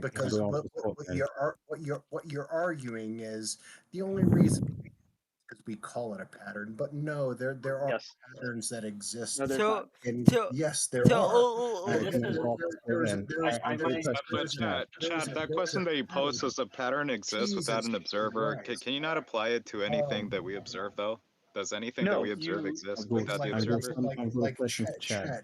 yeah, It depends on how so, you define. so, I'll let Richard that's go. a It's nonsensical so point. Scott, it's not. so let me get in Pax. So let me get in Pax and get a dialogue between Pax and Chad, and then I'll go in Bruno and do the same thing. And then we'll try and continue this dialogue between you, Scott, and Chad. So Pax, you had a question to jump for. into when I get a chance. And who's the ASMR guy in the background? Who's that guy that it's like sexy talking, but we can't tell what he's saying? Oh, I think it's Bruno. He's trying to get a question in. So Pax, and then I'll get you villain after Scott. So Pax, you had a question for Chad. Let's get that through. Well, I mean, Lebowski was talking about, patterns existing independently of observer. I mean, and I mean, I would agree with him that we do observe. I mean, there are plenty of patterns that, are observable, but Chad brought up the point that, well, if it wasn't for the observer, would these patterns exist? And, well, I mean, no, I mean, it's a good question technically, but I mean, can we not ask that of anything we observe, like, as well? But that's the same kind of hold on. Can I respond to this? Hold on, Scott. That's the same kind of that's literally the same kind of question that if a tree falls in the forest and there's nobody there. It's not the same. Chad is saying things are subjective to people's mind, is what he's saying. Can we please get? Hold on. Like, hold on. That's a rabbit hole. Chad. I mean, you like to talk for quite a long time. It wasn't that long. It's like just one point in real quick without right. Go ahead. shitting all over me, man. All right. So patterns in nature are visible regularities of form found in the natural world. These patterns recur in different contexts and sometimes can be modeled mathematically.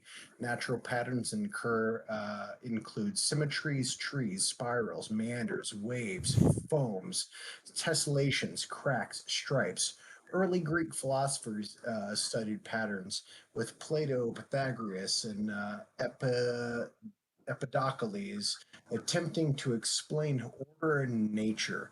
The modern understanding of visible patterns developed gradually over time. So that's the thing, dude. Like I just don't necessarily understand where you're coming from, because the very idea that we can have a term pattern is because we've recognized patterns in the first place. Like if patterns did not exist naturally, we wouldn't even have a word for it. Like, do you see what I'm saying? No, that's not true. Yeah, That's not true at all. So Hold on, in the Scott. same way that Scott, let him argue his point. It is true, and if you're Let trying him to say, argue why You gotta let him. You have to have I a want to hear the fluid counter back. argument, even if I don't agree with Let's have it. a back and forth here. I've got a question for Okay, Chad. Chad, go, Chad. Are we ready? Yes. All right. So a pattern is an application of a concept. The pattern in and of itself, if you define it as a repeated action, is that what you had read? And I got muddled between a couple people talking. Is that a safe thing to assume? Like a pattern is just a repeated action? Not necessarily. I think it's too narrow, but we'll take it. Yep. Yeah, go ahead. Common Go ahead. structure, common Scott? practice. Yes, go ahead. Maybe it's spiral. I've got something to say, Richard.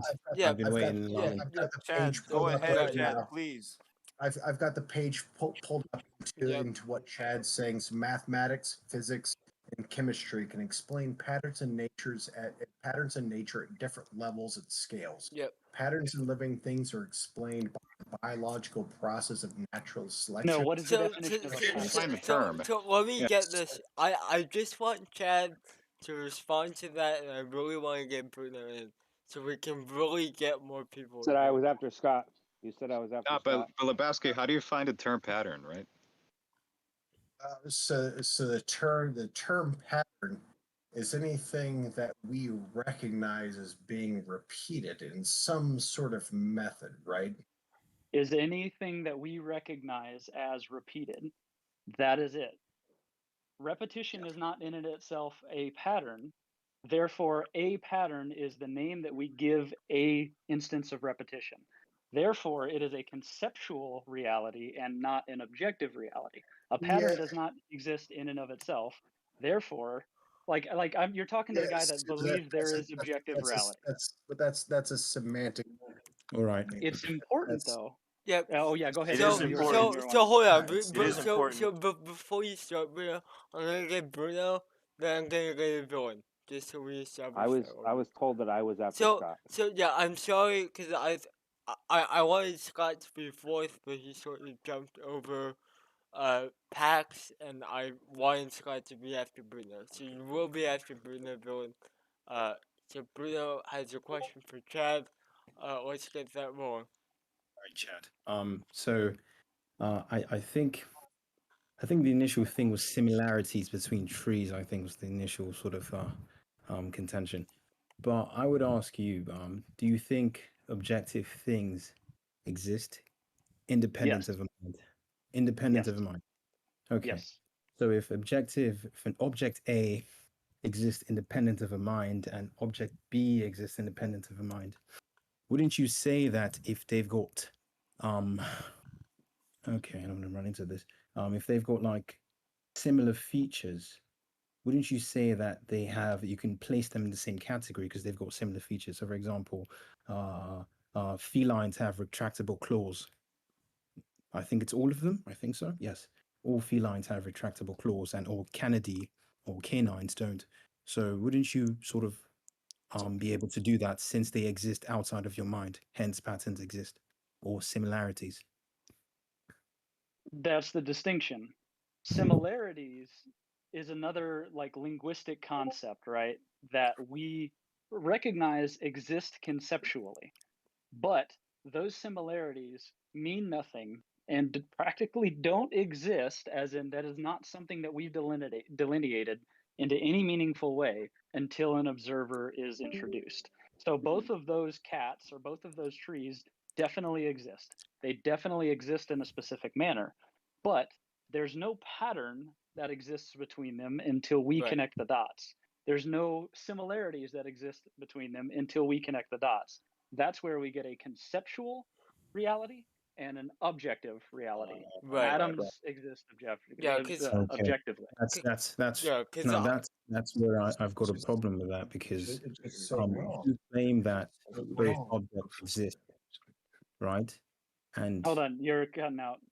What? oh, sorry, if you claim that both objects exist, but the similarities don't, you're claiming that I think your claim requires a mind to connect the dots between the similarities, but doesn't Yes. require a mind to connect to acknowledge the existence of the object. Now, I would say by default or presuppositionally, if the objects exist, then the features or the similarities amongst them exist. That's what I would say. Now, if you need a mind to assert that is an entirely different proposition, I think. But that's what I think. right, but then like without the assertion, I guess you could define a pattern as the assertion of repeatable similarities between objects. So I want Should get to keep that definition tentatively, and then I want to get a villain and hear what he has to say to Chad. Yeah. I want to respond to. Okay. Yeah, I had you after villain. So I just I'll got a go couple after things, and I'll mimic. say them, and then I'll shut up. So because everybody's interrupting so bad. One, I want to warn you guys about like sophistry and mind control tricks and like certain things that people will do to try to like control a conversation. Some people will say, we all agree, and then they'll talk about a claim that they'll make, or they'll say scientists say, and then they'll make a claim, but they're not backing up any data Yeah. about the authoritative claim. So Mhm. that happens a lot by some people in here, and I'd warn against you that, because it's like a play on your sympathy and your compassion. So you naturally want to like be part of the group that's the in group. So a person will appeal to the in group, and then they'll casually just ignore that they just said that, and they'll talk and they'll make a claim, and they don't give evidence for the validity of the in group or the validity of the claim. That's a very manipulative tactic that some people use. So I'm going to go forward. Chad, you said, and I'm not looking for a response to this, you said that you believe that atoms exist. You cannot say that patterns are not a real thing, but categories are a real thing, because They're not. You can say an atom exists, but you cannot say atoms multiple exist unless you acknowledge the fact that patterns exist, because a category of several like things is a pattern. So acknowledging that there's this category of things called atoms is acknowledging that there are patterns and that you're not just making them up. That's completely false, and you Please stop misunderstood my interrupting argument. me. Please stop I'm just interrupting me. saying. Please stop. You're It's just all right. saying, you're Keep trying to going. make it Keep trying to going. make it seem like you're being kind by hold on. interrupting me. I'm just saying. It's all right. But Just... hold on a second. I haven't interrupted anybody else's dialogue. So we learned in 3rd grade how to look at similar objects. When one triangle is a larger size of a similar triangle, you can look up similar triangles. It was a 3rd grade lesson in geometry and math, and they're not the same triangle, but you can see the pattern in them because they have the same angles, and they're similar triangles. That's not something that we constructed in our own mind. It's something that we experienced, and we see a pattern. And the other person recently said about the infants that can acknowledge the different races and facial patterns. The reason why they use that study as an infant is because technically an infant doesn't have a cultural or environmental bias. It's just an instinct, and they can tell the differences between the slant of an eye or the width of a nose or the breadth of a jaw, and those things naturally are instinctual in a child. So children see patterns without creating them. Yeah. This Good I'll point. say, Chad, like almost everything you said in the last like 15 minutes was utter nonsense. Sure, if that's the way you feel, you're valid. Please stop interrupting me. I'm just saying. No, If you being genuinely manipulative. feel like You're everything interrupting that me, I have but you're said is doing just it. You're complete doing it in a bullshit, nice that's way. Like fine. you're using positive language, and that's a manipulation tactic. Stop interrupting Right. me. No. No, you If see you're gonna what you just Scott, did. You said right. a You direct agreed with attack me. just like let that, him finish. I'm telling you So to let stop him interrupting finish. me, and you said right. That's a manipulative It's personality fine. tactic. It's fine. You're agreeing with me. It's You're fine. making it look like you're agreeing Scott. with me, but you're actually you're interrupting me and you're attacking my argument. So, Scott, and please. what Scott was saying, this is my final point. What I think what me and Scott were in agreement on against Chad's argument is that Chad is his argument is actually logical in the sense that he's attacking the use of language to categorize patterns, but he's doing a switcheroo here, and he's attacking the stop interrupting me. He's attacking the philosophical concept of patterns. You can attack the language used to identify patterns, but you're making it seem like that gives way to attack the issue of patterns. So here's what I want to do. Villain said that he doesn't necessarily want a response, although I assume that Chad will want to at least say something in response to that. So we'll do that, and then we'll go to Nivik to have a dialogue between Chad and Nivik. And me, I want to go. Who was that? Sorry, I'm not in the. No, Gal 2. Hold on, Got I'm it. trying to change Yes, after Nivik. Yep. Alright, Chad, go for it. Yeah, so everything Villain just said sounded more like an odd attack and sort of like victimization of himself when that's unnecessary. So I'm not sure why. I'm sorry. I didn't bring myself into that in one bit. Villain, you said you didn't want to respond. So let's just listen to what Chad has to say, and then we'll leave it for now. I will, but I want to acknowledge I did not bring myself into that in one bit. All right. I discussed ideas and I Shut up, you talked about fucking Chad's squirrel. behavior. Let's I talk did about the not bring claims myself in into that. question So instead of personal attacks. don't I try to make agree. me Let's being talk a victim. about the claims. Let's try and ignore passing behavior and try to not let that influence us to the best that we possibly can. So See, man, if this guy was a fucking psychopath, who cares? It's a fucking Discord conversation. What can he do anyway? So let's talk about his claims. Okay, let's keep it going. Keep it going. So I want to go to Nivik. And Nivik, you had a question for Chad if you still have it. No, I didn't have anything for Chad. Okay, cool. So let's go to Dal. No. I was seeing where he's got coming it. from. Is what I was Got it. is what like you could have different definitions to different things.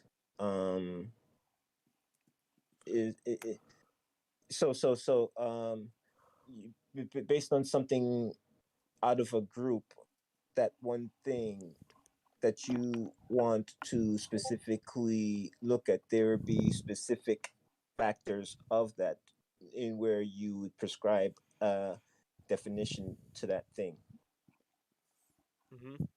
Yep. So there could be you could see something of a group and call it one thing, where there could be a pattern or there could not be a pattern. It doesn't matter.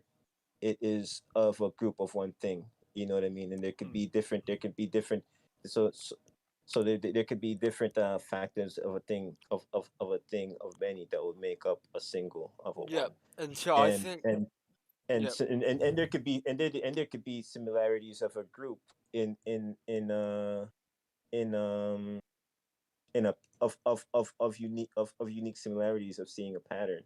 You know what I mean? Where you just differentiated as one, but you could break it down in just seeing them as all the same, as a pattern. And things and all things to varying degrees have differences within them. Yep. In evolution, you know what I mean, as time goes on. And a lot of those things that you see that have similarities, they change. The rising of the tides. A lot of things are subjective of the mind, is where I'm coming from. Yeah, but which is sort of what Chad is saying by saying that. But something that's like that. Well, we can look at something as fun, like high and low tide, right? Yep. So this thing fundamentally that we've been able to recognize as a pattern has nothing to do with human beings recognizing it as a pattern. It's something that just actually takes place by the natural movement of the moon versus the earth and the water body there. But we find these patterns there. It has nothing to do with human beings, these patterns. Yeah, so I want to keep that example because that's a good example, and then we can play with it in the future, and I want to go to Dal. You can find patterns in anything, is what I'm saying. In how you Yes, but some of them are more fundamental because they're part of nature. I doubt so. I wanted to bring up a point, and I think Villain kind of hit it a bit, but why are atoms fundamental if everything else is a pattern that we're witnessing? This is one of the points I made about nominalism. You can deconstruct atoms through nominalism pretty easy. Yeah, there's the philosophical atom that Democritus proposed, which is that fundamental thing. And there's some ideas out there that might exist, like Stephen Wolfram's atoms of space, or the Planck length. That's another one that people like to talk about. Or string theory, of course. I do want to say just real quick I want to give a Okay. shout out to Michaela. I'm fucking so glad to see you. It's I been so agree. long. It's good to see Hey, you, Michaela. Michaela. Boys. Been a Hey, while. everybody. Howdy. All What right. brings you around? Oh, I got a DM from Travis saying what we were talking about, and I thought that that'd be interesting, so I thought I'd pop on in. All right. Sounds good. Good to have you along. Okay, so atoms as not being a fundamental particle.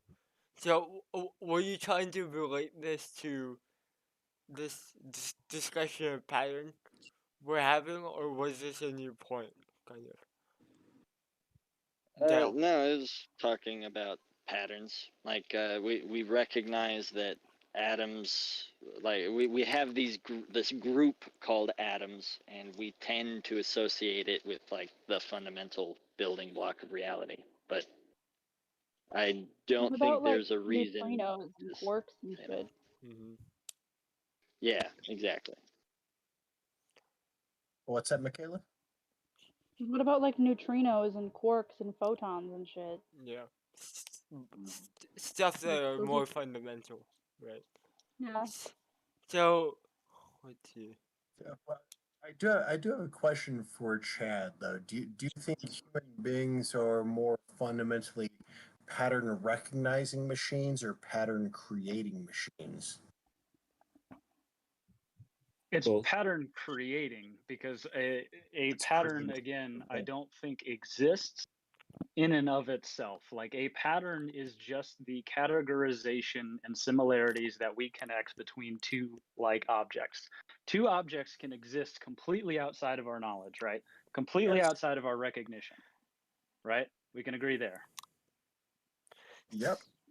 Okay, so from there, they can have similar traits. And in this case, I used an atom and used the word atoms, plural, just as an example to give something that I think we all agree does exist.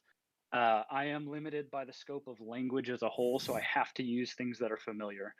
So we agree that things exist and can have similar traits. But no matter how many times those similar traits are repeated, a pattern doesn't emerge until we decide, these similar things are worthy of connecting the dots to. So I'm going to call that connecting the dots a pattern. So that it doesn't matter. A pattern in and of it. Do it. So upon what grounds have we decided that we know that objects exist? Well, that's a whole nother different conversation. That's similar. Now, that was the difference between conceptual reality and objective reality. And that's something that, admittedly, I just accept as true. I mean, I don't really have a good way of definitively saying, yes, I think everything does exist because XYZ. I go off the recognition that there's a good chance that everybody on the planet can use their sense-making apparatus to get towards an agreement on certain things, and those things that we agree on are as close to objective reality as we can get. So yeah, so to me, the way I see it, it's not necessarily that because of the like when you're talking about like all these things taking place and they're not a pattern until conscious force can say they're a pattern. That's not true, because these things fundamentally as just purely physical objects are behaving in a way that recognize patterns. The same way like if you've ever like been on a beach, you know, like you can hear waves coming in and they come in the same pattern, right? And that pattern has nothing to do with our recognition of it. It's just random data until we connect it. This is just the way things work, and and obviously we can all recognize. Go to a beach, you're gonna hear a wave every 5 minutes or whatever that time frame is, right? And the way people are gonna deal with it is they're gonna see that and be like, okay, well that's better. And that pattern might change over time, and then people are gonna be like, okay, well it's different in summer than it is in winter. What's the difference? And like, At what point did it change, though? What about the? At what point would you see the call say to change and it's not? what's that, Michaela? No, you said it changed over time. No, what was I that, guess Michaela? I guess my silver bullet here would be the Fibonacci sequence. That's something we see over and over again in nature that doesn't change. Right. So, Yeah, and it's Chad, one so pattern.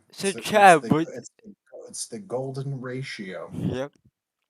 No, but just Scott, you said it changes over time. So Chad, what is No, the I'm saying with like tidal waves, yeah, tidal waves do change based on where the moon is. You know, Chad? so Would you say the Fibonacci sequence is not a pattern that we projected or that we made it a pattern? At what point would you say the same thing that it Hold changed? on, Naru. I want to get Chad I'm responding with, on this. Yes, Chad, not Nev. Or I was So, gonna say, can you repeat that real quick? I'm going in and out so here. it's alright. Just a question. Would you say that the Fibonacci sequence is not a pattern? I'm so sorry, dude. The what is not a pattern? The Fibonacci sequence. the Fibonacci sequence, the golden ratio. Are you? Oh, It's where it's an infinitely occurring yeah, number where each number is the sum of the two Yeah, before it. he's So got 0 it. plus 1 is 1. yeah, 1 I'm plus familiar. Yeah, no, it is random data until we decide to connect the dots between them, and we call those connections patterns.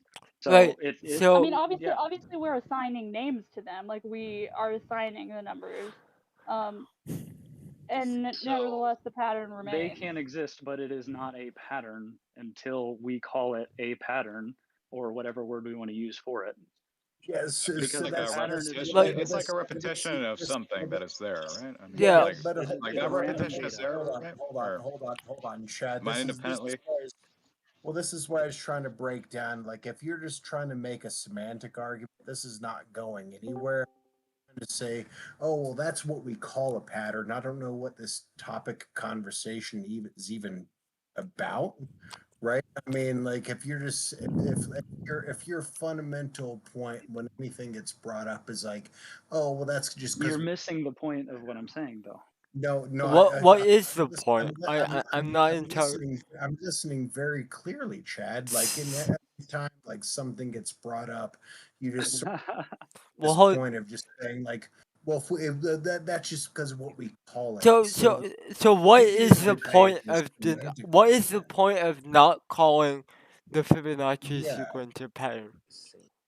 So the implication at the beginning, or I guess not at the beginning, but after I jumped in, was Yes. that these patterns do exist outside of our perception and they are repeating and they are common enough that there is some sort of odd, like nearly intangible possible force or some sort of consistency that we ought to look into. It sounds like woo woo, right? Or no, it's like a set of constraints. Is how I would put it. So there's a set of constraints which make reality manifest in a repeating way. Okay. So what is that? Because that is where I wanted to get into, because that's very similar to what I've parsed from Villain's definition of God.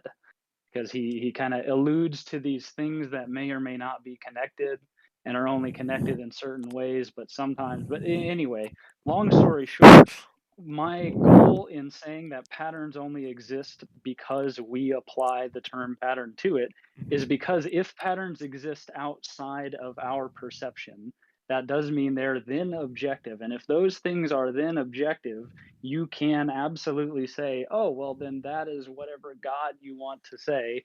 And that doesn't make any more sense and is circular in its Well, own way. I mean that is partially how I know. it's how And I'm saying that that's that part does of not how make I sense in the rationalize way my that I've formed religious it. beliefs, Chad. Is So, to so you say try to make that you try to make like a modus tollens argument, right? Like if patterns existed objectively, you know, it would have these implications. Can you repeat the argument again? So our No. human Oh, sorry. perception Go ahead. is what gives things permanence or gives things No, not at all. repeatability? Like, No, no, Hold no. on, hold on, hold on, hold on, it hold on, makes I just Scott. no want to. I just want to jump in here real quick. Yeah, yes.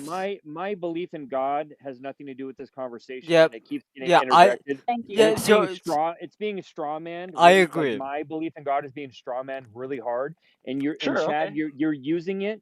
You're straw manning an unrelated belief of mine to avoid being If you logical in your truly Yeah, believe argument. that, I will so apologize I right will now and agree say that I was wrong. Chad, dude. because there is a certain, like, what would Chad, you I'm call willing. it? It's almost as if some of Villain's arguments are a joke in this community. And I get it because in ways they are funny, but it can be demeaning to the person who is the butt of the joke. So I do want to refrain from Who's being insulted? I'm confused. No, well, no, no, no. I am not trying to play the victim here. I am not upset and or offended or hurt in anything in the way. and I and just I value this agree, place is a discussion of right? ideas, and we're trying to like And you find don't truth want to be straw by man. sharpening each other. And Yep. I don't want to be used as I or anybody. Chad, you're using my belief in God. You're straw manning it to avoid having a Yep. better argument for your arguments. Well, and so let's leave that aside because that can become very fiery very quickly. And so I want to return to the point of why, like, because I understand your hesitancy around making these things objective, but I don't think that should be a reason for denying that statement if they do indeed exist apart from us. No. Well, I sort of get where Chad's coming from because Do you? Chad is thinking about certain arguments that he disagrees with, that people are using this like argumentation for, and says, "No, I disagree with that." So all of a sudden he's saying, "No, I've got to disagree with that Understand it like across the board." But once you start trying to apply these kind of things, like because like we're talking about like pattern recognition. You know what, you might see people be like, okay, well, I see a pattern of a bunch of these brown people coming in the country, so it's going to be like it's going to have this negative impact and all this weird kind of stuff. It's not like that. I mean, it's not like that's an That invalid pattern, Scott. It's not no, necessarily. I know. I'm not saying it's invalid. Like Okay. that's not saying like I think what Chad's doing is he's taking a social prescription of his ideas and then trying to apply that to a physical prescription, and it doesn't Right, map. but Right? that shouldn't. Doesn't map. But It I feel doesn't like map. the social ramifications of your positive truth claims Oh no should no not no. impact your consideration of your positive truth claims, which is what Oh, I oh, hear oh, you oh, arguing. oh no, that will happen all the time But it because shouldn't happen. Like it will happen. no, it should happen It because in a should. social Oh my God, what the fuck? Anyway, so back to the in a social situation, you might come across some people be like, okay, well, this guy has like the right kind Michaela of. is so fucking expressive, but we're also kind of frustrated Can at I this fucking tangent now. finish? Can I fucking finish? Well, Oh my God, yeah, can you go no, back on topic it's instead? alright. Thank you. So How let's about that? Wouldn't so that be so cool? so let's finish and then let's go to I packs. talked for 2 seconds, dude. Like, good God, man. It's alright, Like, Scott. Just yep, just yeah. finish. So you have to separate these things between the understanding of it being like a social situation, where in this social situation, like yeah, you can use these forms of thought, and it's going to make a lot of sense. But like, oh, I don't trust this person, so I'm not going to like be around that person.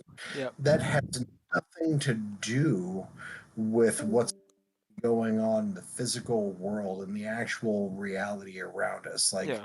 Like like our Yes. opinion has no effect on physics at fucking all. Our understanding of physics, our understanding of these patterns, doesn't fucking matter at all. Yes. Those things are there and they exist regardless of us. And we're at a point where we can recognize them. And I know Chad, like, because Chad's gonna see is like, okay, well, we can see these certain kind of patterns, and I think these patterns are negative. So we have to, like, we have to go after those patterns. But I think you're missing the point. Like, because if you can try to make the point that there's not a of the Earth rotating around the sun or the moon rotating around the It's Earth. not a pattern. It's just data. No, that is a pattern. No, it's a I pattern. want to Can get my you 2 cents can in. you define what a pattern is to you? What do you think a pattern is? What the fuck's a I know pattern? everything, and now you're just making a semantic argument again, and just what I fucking hate you. I think I know what he's hung up on. If So- you're just making a semantic So argument, Scott, like, let's get someone even- else I in would like here. to hear Can a I? definition of what a So pattern is, oh, and I then think maybe in we can Chad's satisfy that definition of like definition. real versus not real, he's caught up a bit on the metaphysical, I think. So I'm gonna go back to dreams. Chad, do you think dreams are real? Oh my god. They can be conceptually real, yes. But they They're really real in do the fact that happen. we experience them. Like we can trace them back to firings in our brain that seem to be happening. So if base reality is real, if I'm real, and if the neurotransmitters in my brain are real, if the cortex of my brain is real, then dreams are real.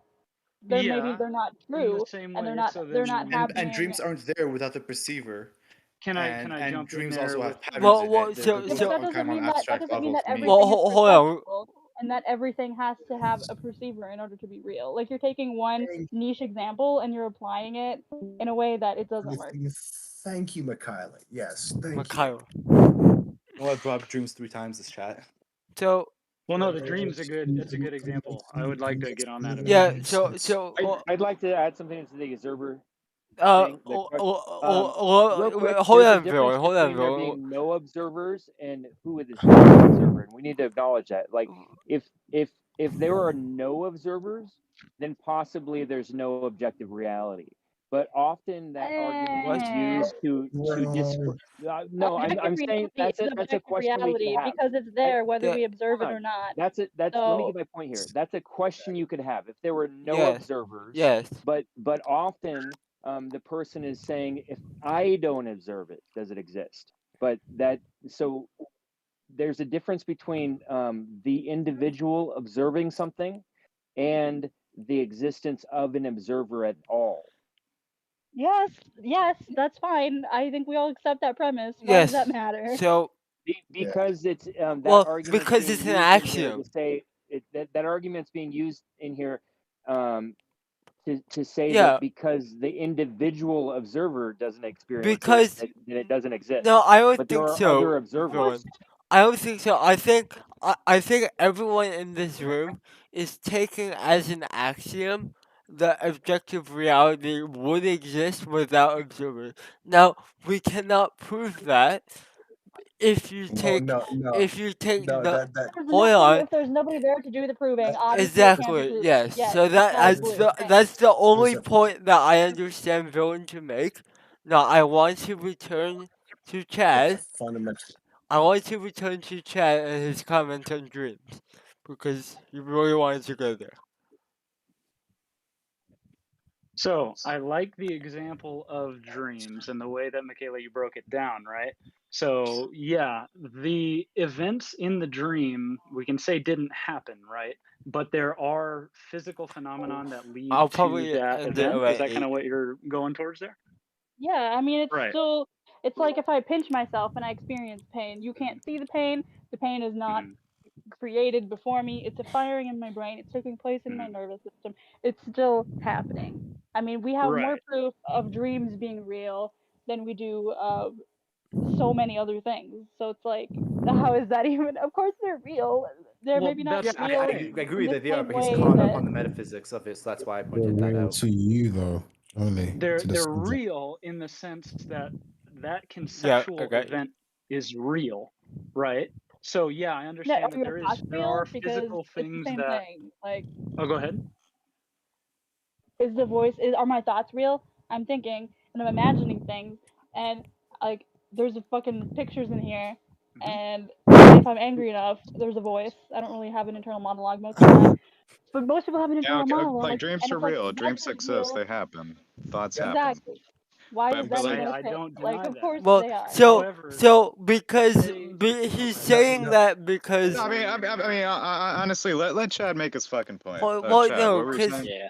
okay, Oh, because no, I mean, people have been interrupting Chad so fucking much, man, and he's like the. all right, sorry, We are go beating the ahead, crap Chad. out of him. Like, let's just be nicer.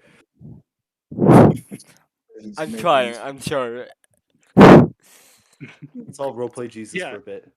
Did you wanna go, Richard? Well, Yeah, because Jesus. my understanding was that neurotic shrimp was trying to draw an analogy between like dreams being real and then patterns being real. So I wanted him to No, there's continue. Well, no hold parallel on, between dreams Michaela. and That patterns. was It's my completely I understanding. different. actually think there are That parallels was my between dreams and patterns. understanding of what neurotic shrimp was trying to do. So I want him to have the chance to make that suppose- connection.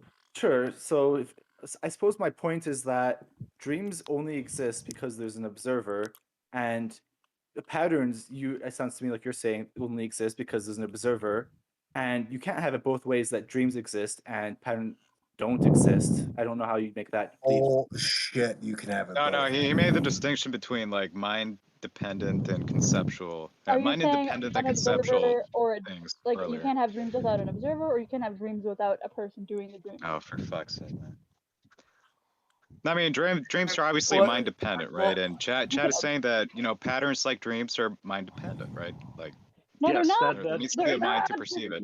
Everything's mind dependent. They said they're Look, both mind I dependent, disagree with so that I don't know claim, why he right? says But that's the dreams claim he exist made. and patterns don't.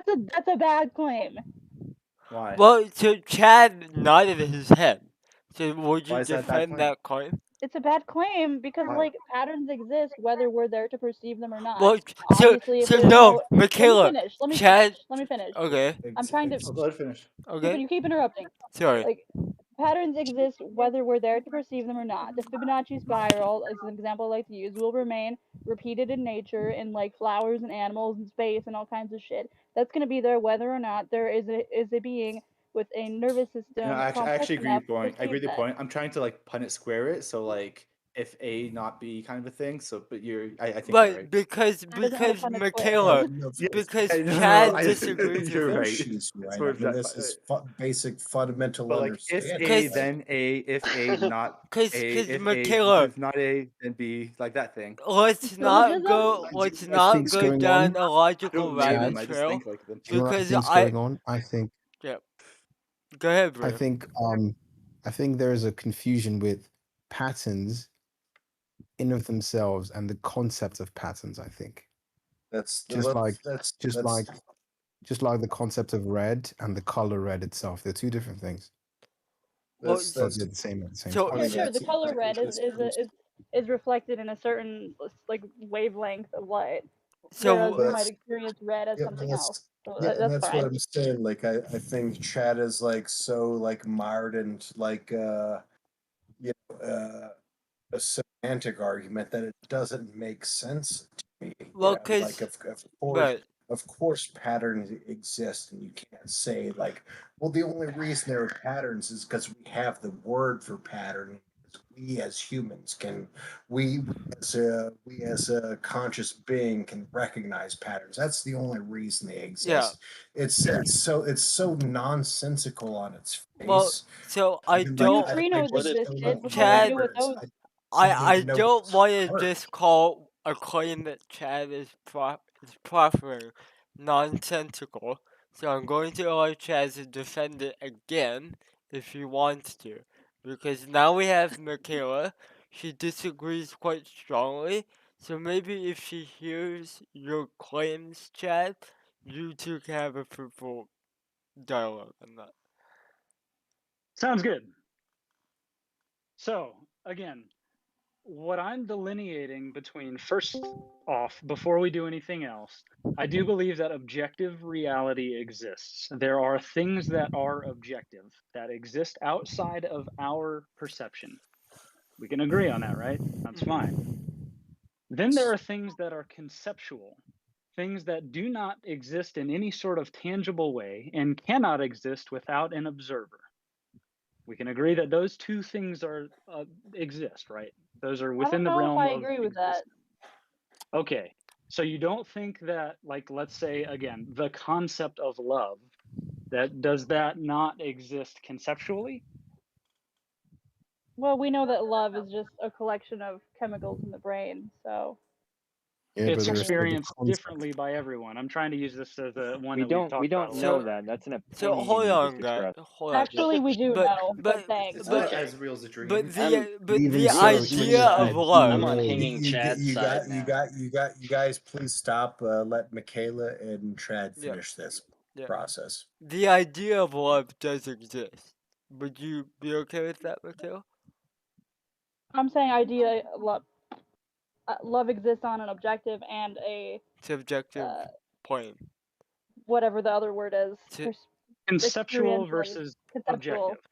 Yeah. So like if I say like God, right? God exists conceptually. We can agree that it is an idea, right? Yeah. As an atheist, I can agree that God exists conceptually because Yep. it is a concept, it's an idea, right? I'm with you so far. Okay, that's what I'm separating. So when we talk about patterns and similarities and repetition, so we can have things that repeat and we can have things that are similar, but those aren't patterns until we apply that categorization to it. So therefore, patterns don't exist outside an observer. That's kind of what I'm trying to say here. Bullshit. Yeah, Why? it's yeah, you just Because it's because Can I put it a different patterns. way? I want to try to hold on. So Down, let I would yeah. like So hold on, guys. Stop. Let Michaela finish. Yep. Michaela, And then we'll get it down. that was a question, Michaela. Like I don't know why Sit down. trying to cut Yeah. in. Patterns exist whether or not we're here to recognize them. If all conscious life ceased to be, the universe would carry on, and it would carry on following the laws of physics that already exist and exist in patterns. And what is a you pattern know, then? Oh, sorry. Planets would pattern go in circles. Yeah, a repetition is of something. like a repeated, predictable fucking thing. Right. A repeated, predictable thing. Yeah, but Sure. this is why like Chad, you're going So down into semantics, and I don't understand like why so you're going so down this Scott, road. It doesn't I make any sense. so Can't Scott, understand when we I all talk at the same partially time. agree. So let's get it down and see if he can reformulate it in a way that is more No, I mean, I more feel like it was said understandable. pretty clearly. I just think that it's a stupid ass presupposition. Yeah, I basically just want to stop focusing on patterns. It's not that patterns don't exist outside of the human mind. It's that patterns don't exist separately from the rest of reality outside of the human mind. Okay. What? That makes even less sense. Well, let So him give an basically, example. there are patterns out there going off, but the only reason we consider them a pattern is because we differentiate between that pattern and everything else that's happening. Earlier, we were talking about stars and Now where you're to just draw the you're just border on a obfuscating star. and making this unnecessarily fucking No, complicated. no. Well, I mean, if you think that, I can stop. But I wanted He's to. defining patterns differently than the rest of us do. Like Scott called it earlier that it was a semantic debate. It is semantic. Right. So, Right, like when Michaela talks about patterns, she's talking about the repetitions in the If it's just in the repetition, why are world. there two words for it then? Oh, sorry. Do you know what I think? I don't think it's a Well, I mean, semantic I argument. think hold they're on. like synonyms. Bruno. Yeah, man. Yeah. Yeah, Like we're in Oris Burris. Yeah, Fucking so I don't want this. I don't want this Doesn't make to any be a goddamn semantic sense. argument We're because just I. rebuilding Theseus's Chad, can ship. I ask you a Yeah, I would use question? that Dude, word. it's fucking crazy. So Scott, let's get a dialogue between Bruno and Chad because Bruno has a question for Chad. So go ahead and pose that. Chad, so do you think patterns similarities exist in of themselves outside the language used to describe them. Patterns or similarities? Yeah. Because no, I delineate between those two words. Similarities absolutely exist. Yes. Now, if you are defining patterns as just similarities and nothing else, sure, then I'll in that sentence admit that patterns exist. But that is not the way that we need to use it, and that doesn't make any sense in any reasonable way. Scott, what? So, hold on. If we're gonna go any further in this argument, that's why I'm saying it's semantic. Like Chad, you need to lay out what It is semantic, actually. definitions, because everybody else has different definitions from what the fuck you're saying. It makes no goddamn sense. I've said it and we just keep coming back to the same point, and I'm like, it's driving me up the wall. Let's hit. I disagree. I'm on Chad's side. I mean, just admitting bias. Hi, I'm Chad's girlfriend. I'm over here, so Hello. just being like upfront. But Good job. I am like shocked that you guys think that like patterns are like a concrete thing that don't like that exist outside like of our own. There's no need to be so Patterns esoteric about everything. Sometimes it is just that simple. Do patterns not exist conceptually? Nobody is saying he's the concrete. You gotta let her finish before Scott, you gotta let Chris finish her whole point. Everyone should let everyone finish the entirety of their points, and you'll get an opportunity to jump in. Yep, fair enough. Yep.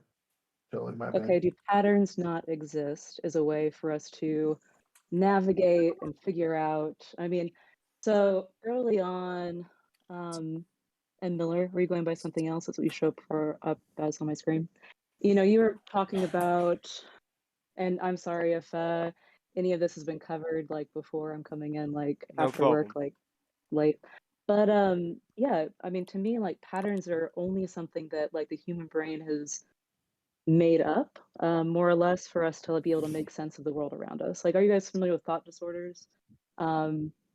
Yes. So people very that much have that's like schizophrenia, other conditions and stuff that and thought disorders are very broad. There's all sorts of different types. But you have a flawed like system of pattern recognition, more or less. But like we call them disorders how do because you those tell patterns when exist beforehand, and we can see that they're recognizing them in ways that are not congruent with ask you a objective question, reality. actually. So in order to Crucial bring up question, the Chris. concept of thought disorders, in order for there to be disordered thinking, there has to be ordered thinking. In order for there to be ordered thinking, there has to be some sort of objective pattern that's recognizable. That this person with disordered thinking is not recognizable. I ask you a question, Chris? Crucial question, exactly. Well, I mean, the very idea. Question: how do we tell when a pattern recognition system is like flawed, right? One sec. Can I ask you a question? It's like when the person is recognizing patterns that are not I'll there. get right? you in. Yeah, but Pax, that's also pattern recognition. We're recognizing patterns that exist. And that's the point. Like that's the very like fundamental basis that I'm trying to get to, Chad. Is like these patterns exist whether we want them, whether we notice them or not. Like so imagine you're dead. Imagine everybody. Oh my god, man. Scott rambles. Hold on. Just Just let imagine me you're finish. dead. Let me finish, guys. You guys all talk for like 5 minutes. Yeah, let Scott finish, everyone, and then we must hang on, Pax. We're gonna go Scott, and then we're gonna go Bruno, and then we're gonna go Pax. Yes, let's go. Like imagine every single person, every single being on the face of the earth that had any sort of understanding or any ability for conscious thought died like that.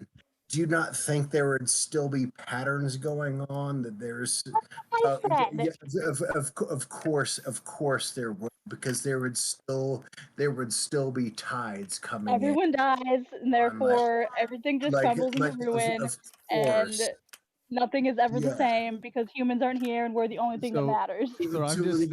Well, that's the thing. Like Chad is into patterns, and I think he's so fundamentally focused on human patterns. But you guys separating it from everything else. Are you guys talking about patterns as a We don't know conceptualization what the of the fuck we're mind? talking about. Okay, hang We on. can't Hang agree. on. We can't Because agree. Well, I mean, Chad, that is. hang on. That's how he defines the term, right? Right. I Yeah. mean, So if that's Chad's the idea. talking about patterns, Conceptualization of this the is mind. this is one of what's going on here. Is this is one of those situations where definitionally people are approaching these concepts different. So you may have to move forward in the conversation by accepting two definitions and just referencing each definition as you move forward, instead of trying to see who's got the bigger dick definition. Now, exactly. When we're talking about like, conceptualizations of the mind, like patterns, okay, something like logic, right, is based on just consistent relation. We notice shit consistently going on, and we can say, like, we see 5 apples on the ground. We don't see 6 apples, we see 5 of them. Okay, our consistent relation languages tell us we're going to call that 5. So yes, those are concepts, those are metaphysical concepts, those are language concepts. So they don't exist physically as objects, right? Because if an alien species came down, Still and represented physically. yeah, of course they are. Now this is where we need to just bridge this We just gap call and it fix 5. it. It's always going to be Yeah. 5. We So just call it Michaela, 5. yeah. So the brain state of these metaphysical concepts exists physically. And let me just paint this example. If all humanity was to be frozen right now in its current state, like completely frozen, brain state's frozen, an alien species comes to investigate what is going on in reality. Let's imagine they have the scientific method like we do. So they come down and they measure these brain states. Now they're going to get oh, look at this brain state. That's different than that. Cool. What are we going to call this brain state versus that one? But what they're not going to get is the phenomenological representation of those brain states, metaphysics. They're not going to see that because it's not its own object. It's metaphysical, not If they have physical. advanced enough technology, they probably could. If they had something like a super fMRI, then yeah, they probably could. Oh, look, here's an interesting thing about that. This is what I was talking about before, and then I'll shut up. But I was saying, if we could copy Michaela, the entire biological entity that is Michaela, we could put you into a computer program and then take one of your brain states that we're measuring with an fMRI, put it through your entire genetic makeup on this computer program, and we would expect to get some kind of like understanding of how your biological formation would react to being in that brain state. So then we could say oh, we figured out that for Michaela, this brain state that we just entered, because we got no more information, because maybe she can't communicate with us because she's in a coma, but this brain state, she's thinking about puppies. And we're almost certain she's thinking about puppies because we see how it's manifesting within this copy of her biological entity. I am thinking about puppies. You're right. But I think in metaphysics, like in clinical psychology, we're only going to be able to get so far, because each individual, like, we'll be able to make these generalizations that we try to do with like personality theory and all these things, but we're only going to be able to make these generalizations to help us maybe have some pre-intuition into an individual patient before we actually get into we the don't know how individual technology's gonna interaction. Yeah, no, it's hard to say. But one thing I can almost be certain of is that the metaphysical is not physical. Yes. Yeah, it's different. And then to Travis's point, so imagine if like you were taken in a state like one day earlier or one day later, like what would be the difference in your mind that people would pick up at that point? Well, you have to, you have to think like, billions of computations every second. The next day, how many computations have happened? Maybe I just learned heel hooks, and I'm how especially excited. You don't know. Right, exactly. And that day before, you might have learned, and I just use the example of being a butcher, you might have learned how to butcher a cow the day before.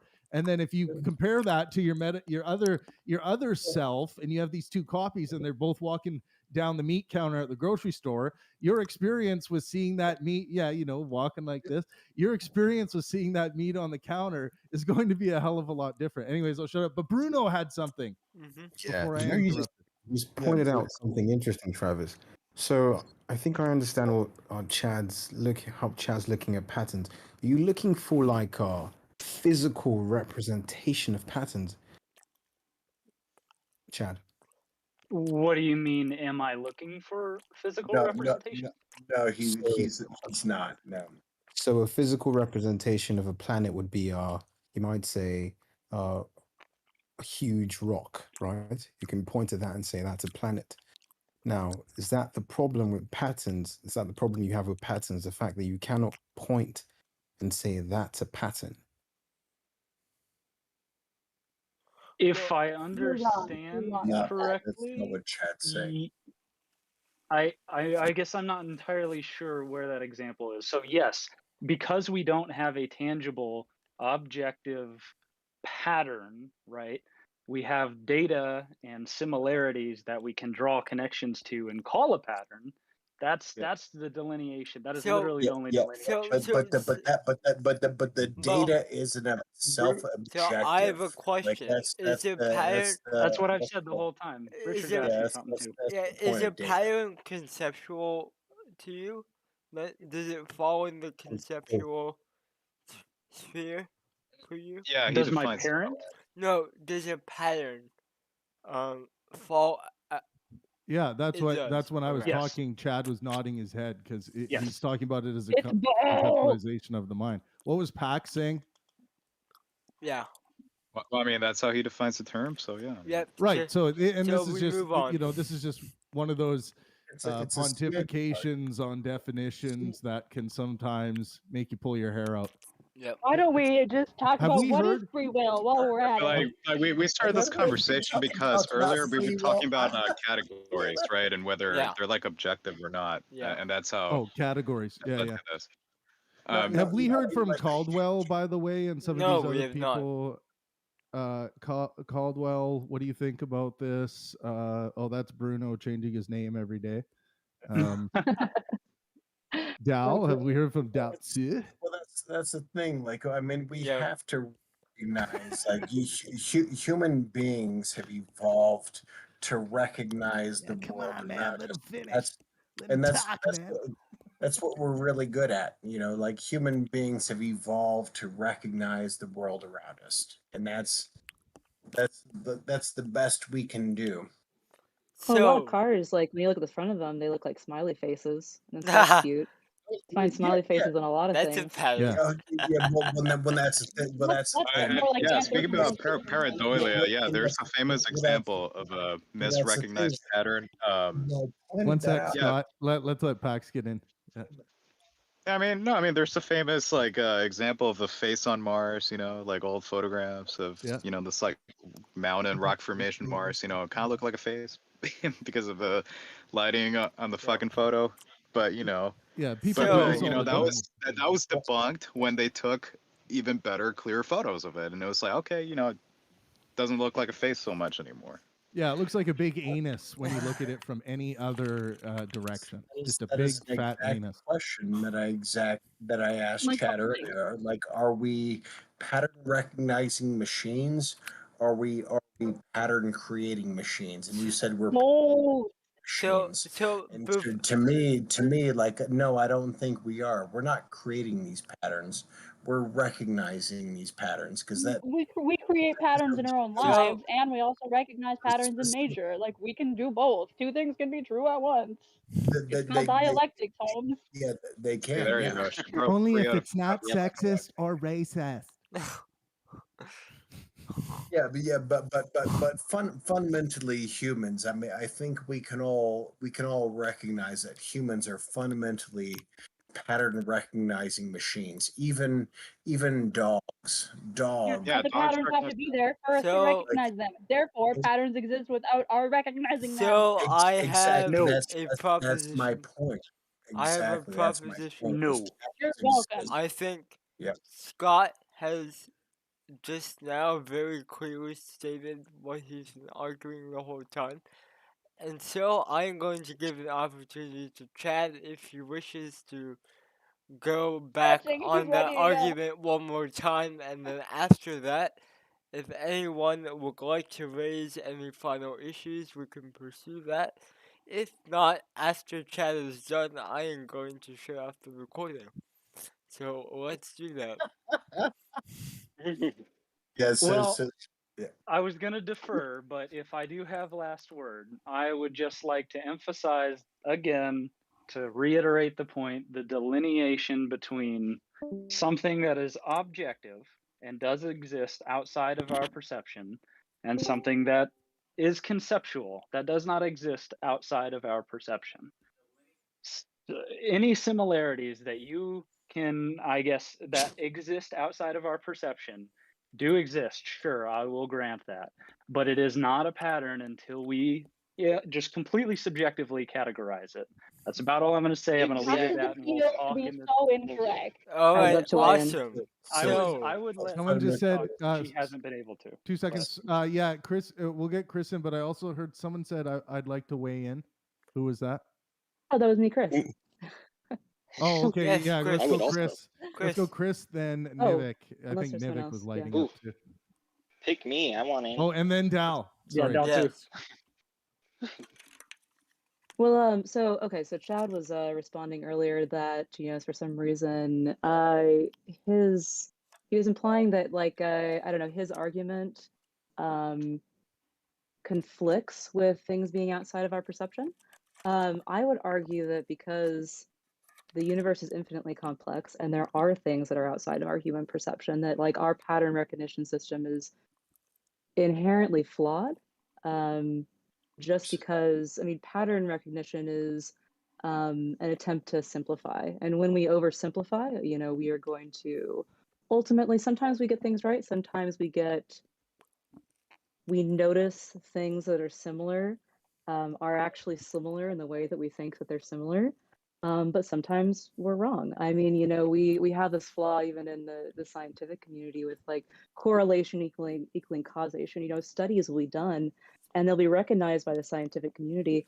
And decades later, it comes out oh, that pattern we thought we saw, it was just because the sample size we had was this specific group of people that just so happened to have that pattern. It was entirely unrelated to the thing that we thought it was related to.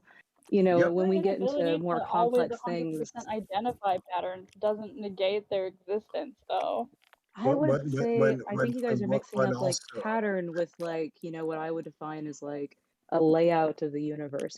Objects existing and being real, and things existing and being real, and they all having. Yeah, but also, if you're laying things out in the terms of okay, this is what we know it's real, and it might not be determined to be real in the future. For you to say it's real now before it's not be determined, that's bad on you. Of course, everybody, when we get to the point where it's okay, yeah, it's not, that's determined, it's not true.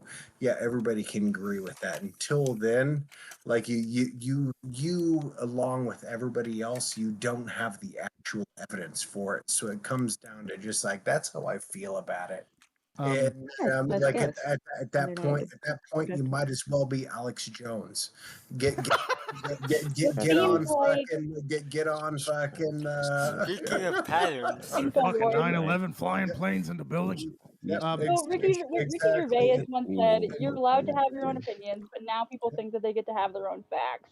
Can I? And what we're talking about is a matter of fact. It's not a matter of opinion. So there is right and wrong here. Well, I have some questions. I have just a couple quick questions just to further clarify Chad's position. So Chad, do patterns exist? Conceptually, yes. I would like to get Dao Tzu in too. Oh yeah, yeah. so- No, I want to get Del too. Now, does the And sun Bruno. exist Yes. just as a concept or as an object?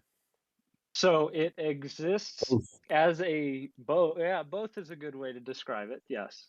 So, and is that the same as patterns? No.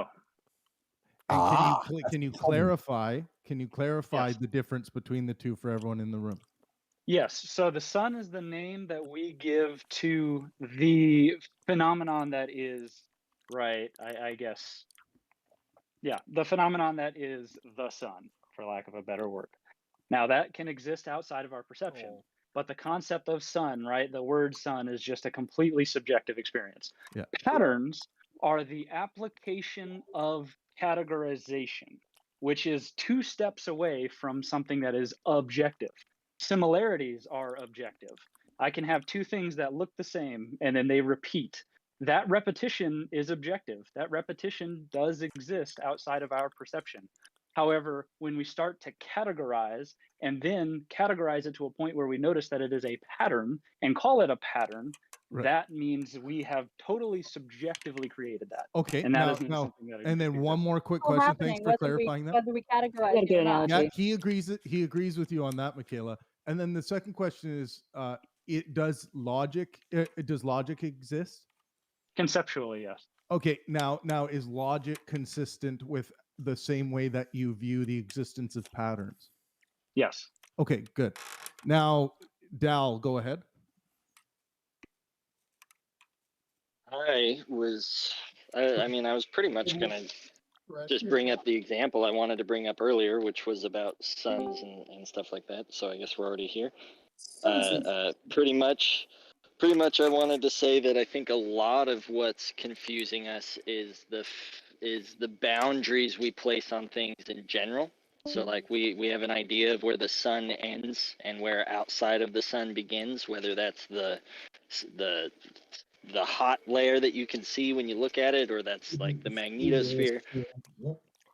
I think with like an almost Bayesian approach, or a sort of quantum mechanicsy approach, or a probabilistic approach, you can have a situation where you can identify all of these pattern things as existing everywhere in a big hodgepodge, and I think that's pretty much what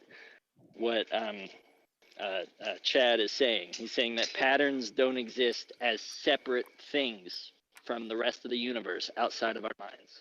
Now, I would Bruno, like to shout Bruno out to. wants oh, sorry. Go ahead, I was Chad. gonna say I'd like to shout out to Dao Tzu, because you are literally the reason why my thought process has established this way. So 10 out of 10. Let's go, Bruno, and then we'll get back to Scott if you got something. Can I else. say something too? Oh yeah, sorry, Nivik. We'll go Bruno, Nivik, and then Scott. Bruno.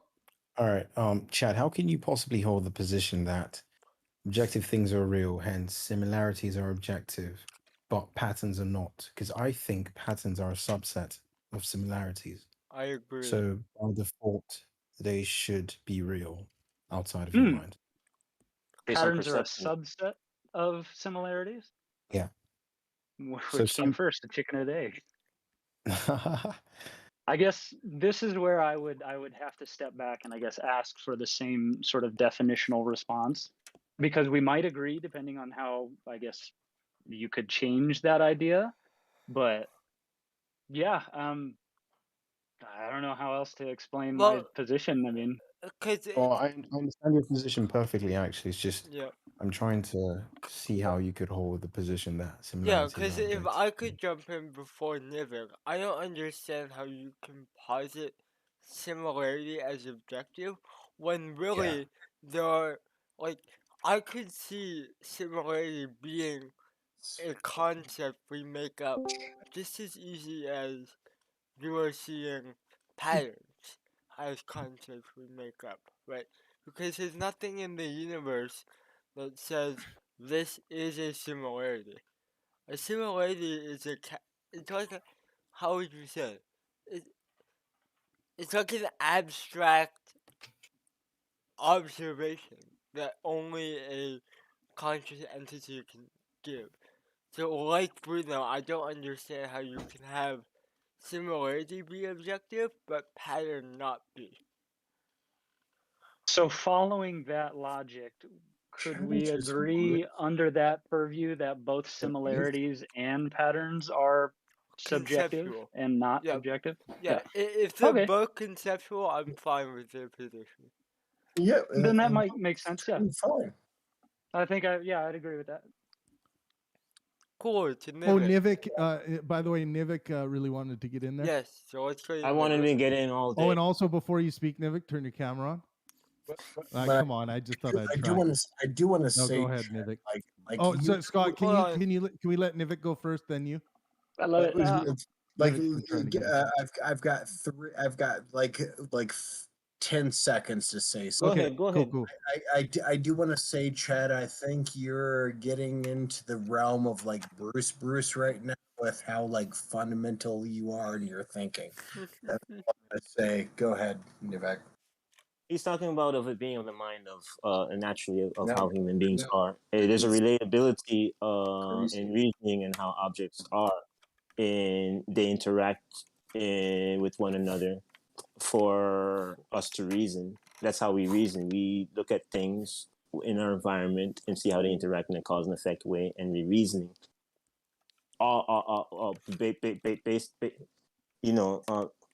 We reason about the environment on in how we in how things are interacting. And do you think we're building concepts, Nivik, when we're doing that? Nivik, I'm trying to ask you a question. I'm just talking about it's about relation. Do you think we're building concepts when we do that? When we're trying to like, when you're talking about reasoning with our environment, do you think we're building concepts? Yeah. And what are those concepts based on? But because this conversation Navigating the has turned environment. into about patterns, right?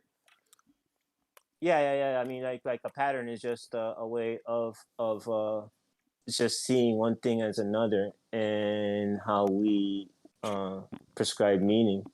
And do you think how Nivik, we navigate the just to environment? stay on topic, do you think? But I didn't finish what I'm saying. Let me just exist? finish what I'm Okay, saying. wrap it up, because I want to know if you think patterns exist or exist out as an object, or do you think they exist as a? Yeah, calm down, dude. Or I just want you to finish by answering that. But continue. I'm just saying there's a relatability in how we reasoning too, how we reason too, as well, in causality of things, in how to navigate the environment in order to survive. It's about it's about so it's how the human mind thinks in seeking relationship. So, I know we were gonna get a Scott text, but I like ending with Nivik. I think that's a good way to end. Oh, can we get Don before No. on the yeah? Let's get Don Okay. in on what patterns are. Okay. What are First. patterns? Yeah. So here's what's going on. Chad is saying patterns are conceptualizations of the mind. They're metaphysical. And then we got Michaela and Scott in the arena of, patterns are out there. They're objects. They're there. The patterns exist. In themselves, or like are the things we call trying to. Okay, that's what I said. I'll just okay. Yeah. Go ahead. Just patterns roll. in the way that we understand them are clearly concepts of the mind. It is absurd to say that they're not. These are things that we conceive of. People find patterns in toast. Doesn't mean they're there. People find patterns in faces. Doesn't mean that they're actually there. These patterns are simply reflections of our perception, and people construct them all the time. But on the other hand, we're talking about. We obviously interact with a noumenal reality, a reality that exists independent of us. And whatever's happening there, we're trying to figure it out. And if you want to call that patterns, that's very idealistic. But when we talk about patterns in any pragmatic sense, it's clearly things we're conceiving of. Yeah, and that was the differentiation I was trying to make between like people might say like, and I literally pointed this in the chat because you might like see people who like, okay, well there are certain patterns of people who are like, they're trying to like bring over these dirty fucking immigrants into our country, and there's like patterns of this kind of stuff like that you can point at. It's like of course these people are pieces of shit. Like But when we look at specific patterns like the Pythagorean theorem and like certain mathematical functions, like we know these patterns exist. But isn't the And- Pythagorean theorem a ratio? It's not a pattern? No, a ratio is a pattern, my man. Like, Why so? I think it's a bad example. I'm about to disagree with myself, a and Chad and Don Don all of a a sudden. The ratio Pythagorean is theorem is not fundamentally a a ratio. pattern, my It's man. not? Okay, then I'm wrong. It's a Well, pattern. It's well, not a so, ratio. because let me because give you, Dan, It's not the ratio in itself. It's not the ratio in itself. It's the fact that we can apply the ratio to similar Yes. sets of circumstances. yeah, A squared plus B squared equals C squared will always give us the hypotenuse of a right Yeah, triangle. but that doesn't That's wait. fact. But the whole point Exactly. is that when we're talking about that which exists independently of our mind, whether it exists objectively, that's Yes, something yeah. we can't Well, reach. That's why I said it's only true and exists insofar as it has pragmatic utility. Yeah, Right? but They this have is I want to predictions correct that it can myself. be. Things are not Pythagorean true theorem only is a insofar as ratio. it I has thought you were utility. talking That's about the majority Hang on. bullshit phenomenology. nonsense. Guys, one at a time. Wait. One at a time. I have to address what Michaela said. I have to address what Michaela said. No, Don, because we're not talking Scott, about Scott, Jordan Peterson. 2 seconds. Don. Like literally, this Stop. is trying to separate the idea of like I mathematics have to go all the way to the like bottom of what what is true. people I'm gonna actually fucking. experience because somebody can experience something and say this is what I experienced, but within mathematics we do have specific guardrails of these are the specific patterns. We know these things to be true. Like we can use trigonometry to understand the things actually fucking work in triangle. Can we go Chris because she's been like fundamental understanding of patterns. Okay, can we go Chris and then Don because he really wants to respond by to Michaela. Something almost rocketed him out of his seat. Let's go, Chris. My hand is raised. Okay, yeah, and then we'll get Villain in after Don. And then we Okay, got to hear so- so we got to hear from John Boy as well too. Eventually here. How do I Okay, raise sorry. my hand? I didn't know there was a Okay, razor. so I'm of the opinion that patterns, even like things relating to each other, I mean, they're all conceptual. I would, just say they, as I said before, there are ways to navigate our way through the world. I think you guys are using terrible examples by bringing in like math equations and, I would say one thing that is a pattern that we humans have recognized are the actual like scientific laws of nature, because those kind of stand alone. So theories like come up as like ways to explain those laws. But I would say there are only a handful of laws that we have that we have recognized as like these exist outside us. They're like do not change, no matter how far time like goes on. I mean, it's whenever I studied like historical geology, geological record, and when you get expansive with time and like scientific laws, I mean, like are one of the few things that I would say stay the same over and over. That's the only thing that I would pose to argue with myself and Chad and Dan, Good. who I agree with in But we general. like a good steel man. Now I want to interject because I have to leave. I'm the one running the recording. Yeah, let's shut things down. Yes. Sorry, Richard. So all of you who are in the YouTube, if you guys are in the YouTube, I implore you to come in here. It's great fun. Always good to exercise the mind with these great people.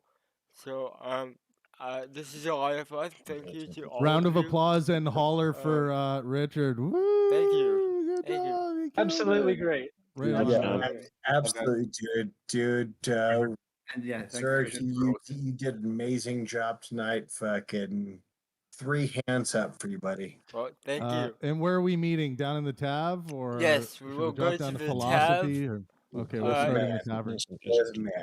I'm Thanks, gonna brother. shut it down. Thank you, everyone.